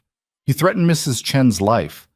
Whatever he might have been doesn't change what he chose to be in that moment. Eleanor knew he was right, but knowing didn't make the weight any lighter. Come with me, Rhett said suddenly. I want to show you something. He led her outside into the cold November night. The ranch was quiet except for the night guard's distant footsteps and the horses shifting in their stalls. They walked past the rebuilt barn foundation, past the corrals, toward the eastern pastures where the cattle grazed in dark masses against darker grass. "When my uncle left me this ranch, I didn't want it," Rhett said as they walked. "I'd just come back from the war, seen too much death, done too much killing, thought maybe I should head to California, start fresh somewhere that didn't remind me of violence." "What changed your mind?" "Calvin. He told me that running from what you've done doesn't make it go away. It just means you carry it alone."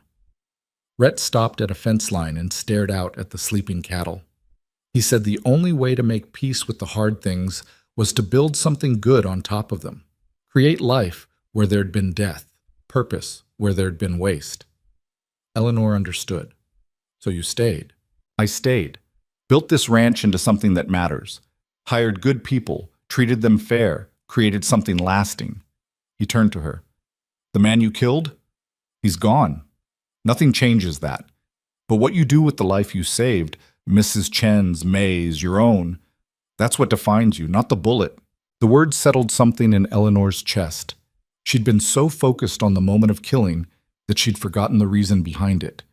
Mrs. Chen was alive because Eleanor had acted. May hadn't been hurt. The ranch still stood.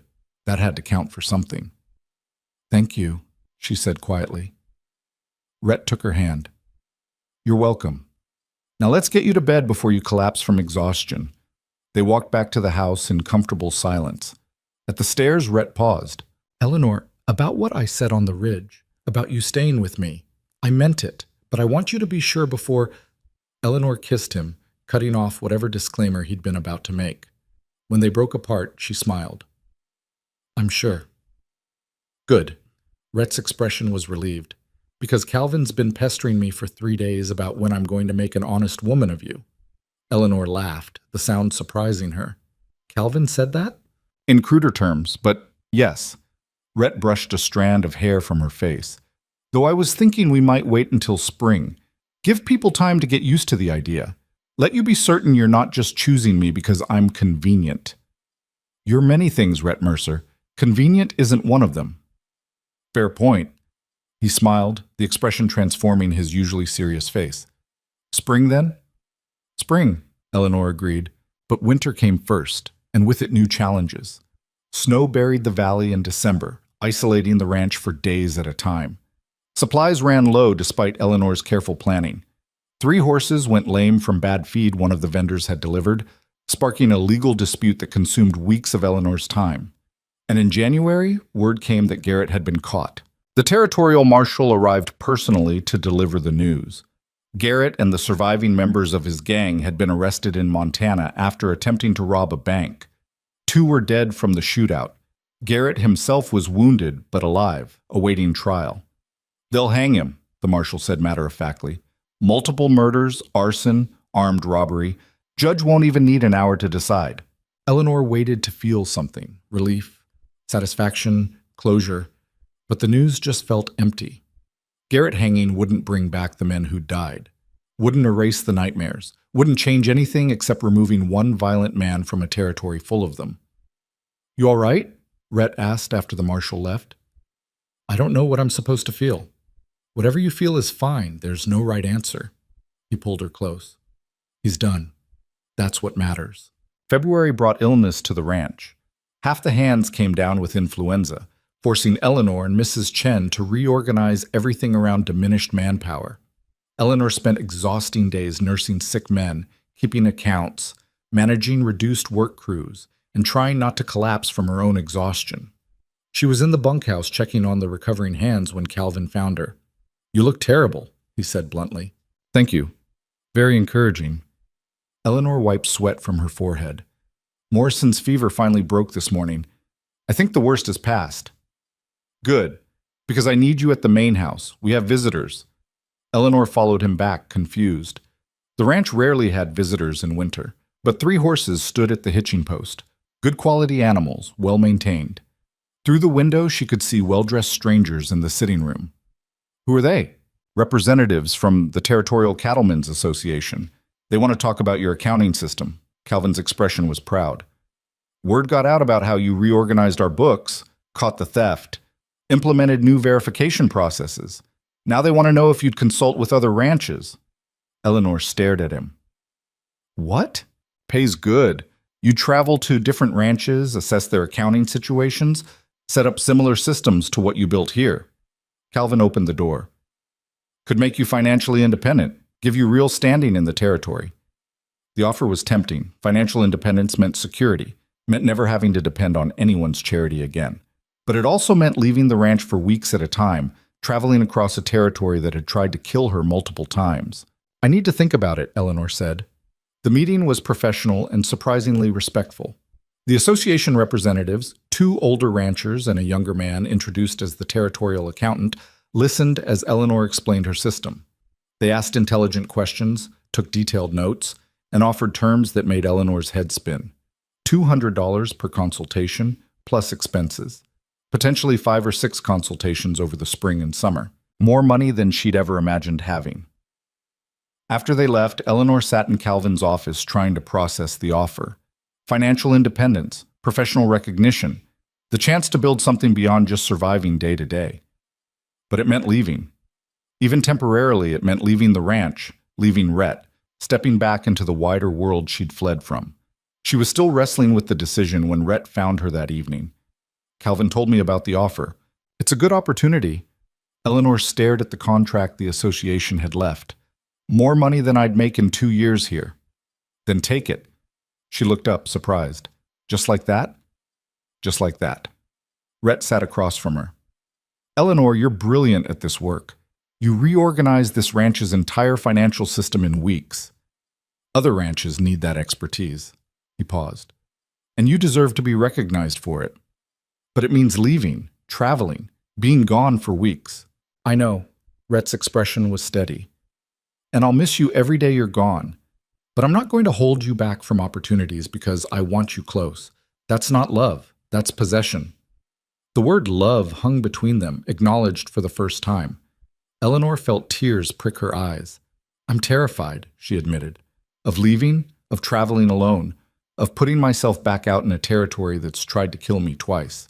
I know, but you're also the woman who shot an outlaw to save Mrs. Chen's life, who created a fire trap that stopped Garrett's gang, who crossed half a continent alone because staying in Boston meant giving up.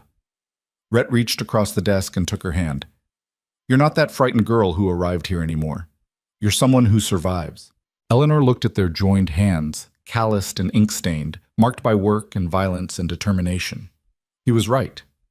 She'd changed. The desperate woman who'd hidden behind a log with 3 bullets had become someone who could face threats head-on and win. I'll take the contract, she said, but I want to wait until after... She stopped, suddenly shy. After we're married? Rhett smiled. Already planned for that. Talked to the minister in Sweetwater last week. You what? Figured spring meant April or May. Wanted to make sure he'd be available. Rhett's expression was innocent. Unless you've changed your mind... Eleanor threw a ledger at him. He dodged, laughing. April, she said firmly. And nothing fancy. Just us and the people who matter. Deal. March brought the first hints of spring and a letter that changed everything. It arrived on a Tuesday, forwarded through 3 different postal stations, and bore a Boston return address Eleanor didn't recognize. She opened it at her desk, expecting some final detail about her father's estate or a creditor she'd forgotten. Instead, she found news that stopped her breath. The letter was from a lawyer representing her father's business partner, a man Eleanor had assumed was dead or fled after the business collapsed. But he'd apparently resurfaced in New York, made a fortune in railroad investments, and felt guilty about abandoning her father. Guilty enough to offer restitution of $5,000. $5,000. More money than Eleanor had ever imagined. Enough to pay back every debt her father had left, with plenty remaining. Enough to return to Boston if she wanted, to reclaim some version of her old life. Eleanor sat staring at the letter until the words blurred. She could go back, return to civilization, to culture, to a world where women didn't shoot outlaws or create fire traps. She could rebuild her father's name, restore her family's reputation, live the life that had been stolen from her. Or she could stay. Rhett found her an hour later, still sitting motionless at her desk. What's wrong? Wordlessly, Eleanor handed him the letter. She watched his face as he read, seeing understanding dawn. "That's a life-changing amount of money," he said carefully. "Yes." "Enough to go back east if you wanted." "Yes." Rhett set down the letter. "What do you want to do?" Eleanor looked around her small office. At the filing cabinets she'd organized, the ledgers she'd reformed, the window overlooking the ranch yard where men worked in the growing warmth. She thought about Boston's cobblestone streets and cultured society and everything she'd lost. Then she thought about Rhett's hands on her face, Mrs. Chen's fierce protectiveness, May's courage with a kitchen knife. She thought about stars so numerous they turned the sky white, about valleys that went on forever, about the fierce satisfaction of building something from nothing. "I want to pay back my father's debts," Eleanor said slowly. "Clear his name so it's not remembered as the man who died in disgrace. And then I want to invest the rest in this ranch. In our future." Rhett's expression transformed. "You're sure?" "I'm sure." Eleanor stood and walked to him. "Boston was my past, the life I could have had if things had been different. But this," she gestured at the ranch beyond the window, "this is what I chose, what I fought for, what I nearly died protecting. I'm not giving it up for ghosts." Rhett pulled her close, his arms solid and warm. "I love you," he said quietly. "Probably have since you shot Cole in the leg without flinching." Eleanor laughed against his chest. "I was terrified." "You were magnificent." He tilted her face up to his. "And you're going to be an even more magnificent wife." They were married on a bright April morning when the valley was green with new growth and wildflowers carpeted the hills. The ceremony was small. Calvin and Mrs. Chen, the ranch hands, May and Lynn in their best dresses, Jacob Brewster and several neighboring ranchers who'd become friends through the winter. Eleanor wore a dress she'd made herself with Lynn's help, simple blue cotton with lace at the collar. No veil, no elaborate preparations, just her and Rhett standing in front of the minister while the wind moved across the grassland and hawks circled overhead. "Do you, Eleanor Whitmore, take this man?" "I do." "Do you, Rhett Mercer, take this woman?" "I do." The kiss was gentle and brief, appropriate for the watching crowd. But Eleanor felt the promise in it. Years stretching ahead, challenges to face together, a life built from scratch in unforgiving territory. The celebration afterward was raucous and joyful. Mrs. Chen had prepared enough food to feed twice their number. The ranch hands presented Eleanor with a beautifully tooled leather ledger, already inscribed with Eleanor Mercer, Household Manager, Blackstone Ranch. Calvin gave them land, 200 acres bordering the main property where they could build their own house someday. Jacob Brewster approached Eleanor during the dancing. "Miss Whitmore, Mrs. Mercer now, I suppose. I wanted to thank you again for what you did. Exposing Tommy's theft probably saved him from worse down the line." "How is he?" Eleanor asked, surprising herself by caring. "Working on a ranch in Colorado? Writing letters about how he's learned his lesson?" Jacob's expression was wry. "We'll see. But he's alive and employed and not in jail. That's more than he deserved." He paused. "I also wanted you to know that I've recommended you to the Cattlemen's Association. Told them you're the finest accountant in the territory, and any ranch would be lucky to have your expertise." The endorsement from Jacob Brewster, one of the territory's most powerful ranchers, was worth more than gold. "Thank you." "Thank me by keeping Rhett honest. Man's been alone too long. Needs someone to challenge him." Jacob smiled. "You'll do that well, I think." As evening fell and the party continued, Rhett pulled Eleanor away from the crowd. They walked to their ridge, their place now, and watched the sun set over the valley. "You happy?" Rhett asked. Eleanor considered the question honestly. She thought about everything that had brought her to this moment. The death of her father and loss of her home. The desperate journey west on faith and a dead man's promise. The ambush and gunfire and terror. The slow building of new life from nothing. The attack, the violence, the nightmares she still had sometimes. None of it had been easy. None of it had been what she'd imagined. But standing on this ridge with Rhett's arm around her waist, looking out at the ranch that was now partly hers, feeling the evening wind carry the scent of grass and possibility, Eleanor realized she'd never been happier. "Yes," she said, "I'm happy." "Good." Rhett pulled her closer. Because I have news. The association approved your first consultation. Henderson Ranch, 2 weeks from now. They want you to assess their accounting disaster and recommend solutions. Eleanor smiled. The Henderson Ranch, attacked by Garrett's gang the same night as Blackstone, now asking for her help to rebuild better. It felt like closing a circle. I'll do it. They stayed on the ridge until full dark, watching stars emerge one by one. Tomorrow would bring work, accounts to manage, contracts to review, a ranch to help run. Eleanor's consultation business would grow, bringing new challenges and opportunities. Eventually, they'd build their house on Calvin's gifted land, fill it with furniture and maybe children if they were lucky. But tonight was just for them. You know what I realized? Eleanor said quietly. When I left Boston, I thought I was running away from failure, from loss and shame and everything I couldn't fix. But I wasn't running away. I was running toward this, toward you, toward this life, toward becoming someone who could survive anything. You always were that person, Rhett said. You just needed the right place to prove it. Maybe he was right. Maybe the courage had always been there, buried under Boston propriety and fear.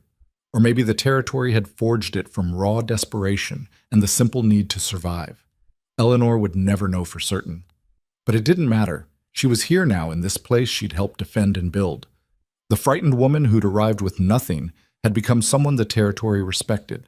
The household manager had become a wife and a consultant and a woman with her own reputation. She'd survived. More than survived, she'd thrived. We should get back, Rhett said. People will talk if we're gone too long on our wedding night. Let them talk, Eleanor smiled. I stopped caring what people think months ago. They walked back toward the ranch hand in hand, their shadows long in the starlight. Behind them, the Wyoming wilderness stretched out vast and dangerous and beautiful. Ahead, the ranch glowed with lamplight and music and the people who'd become family. Eleanor had left Boston searching for a simple job and basic survival. Instead, she'd found a dangerous cowboy, a surrogate family, a home worth fighting for, and a version of herself she'd never known existed. She'd learned that courage and terror often looked identical, that survival sometimes required violence, and that the hardest choices often led to the best outcomes. The territory had tried to break her, had thrown outlaws and gossip and fire at her defenses. But Eleanor had faced everything with the same determination that had carried her west. The stubborn refusal to give up even when giving up seemed rational. And in the end, that determination had transformed her from someone fleeing her past into someone building her future. As they reached the house and rejoined the celebration, Eleanor caught Mrs. Chen's eye across the room. The housekeeper raised her glass in silent salute, one survivor to another, acknowledging the strength it took to endure. Eleanor raised her own glass in return. She'd come west with nothing but a suitcase and desperate hope. Now she had everything that mattered: love, purpose, belonging, and the unshakable knowledge that she could handle whatever came next. The Wyoming Valley had tested her and found her worthy, and Eleanor Mercer was done running from anything. She was finally, completely home.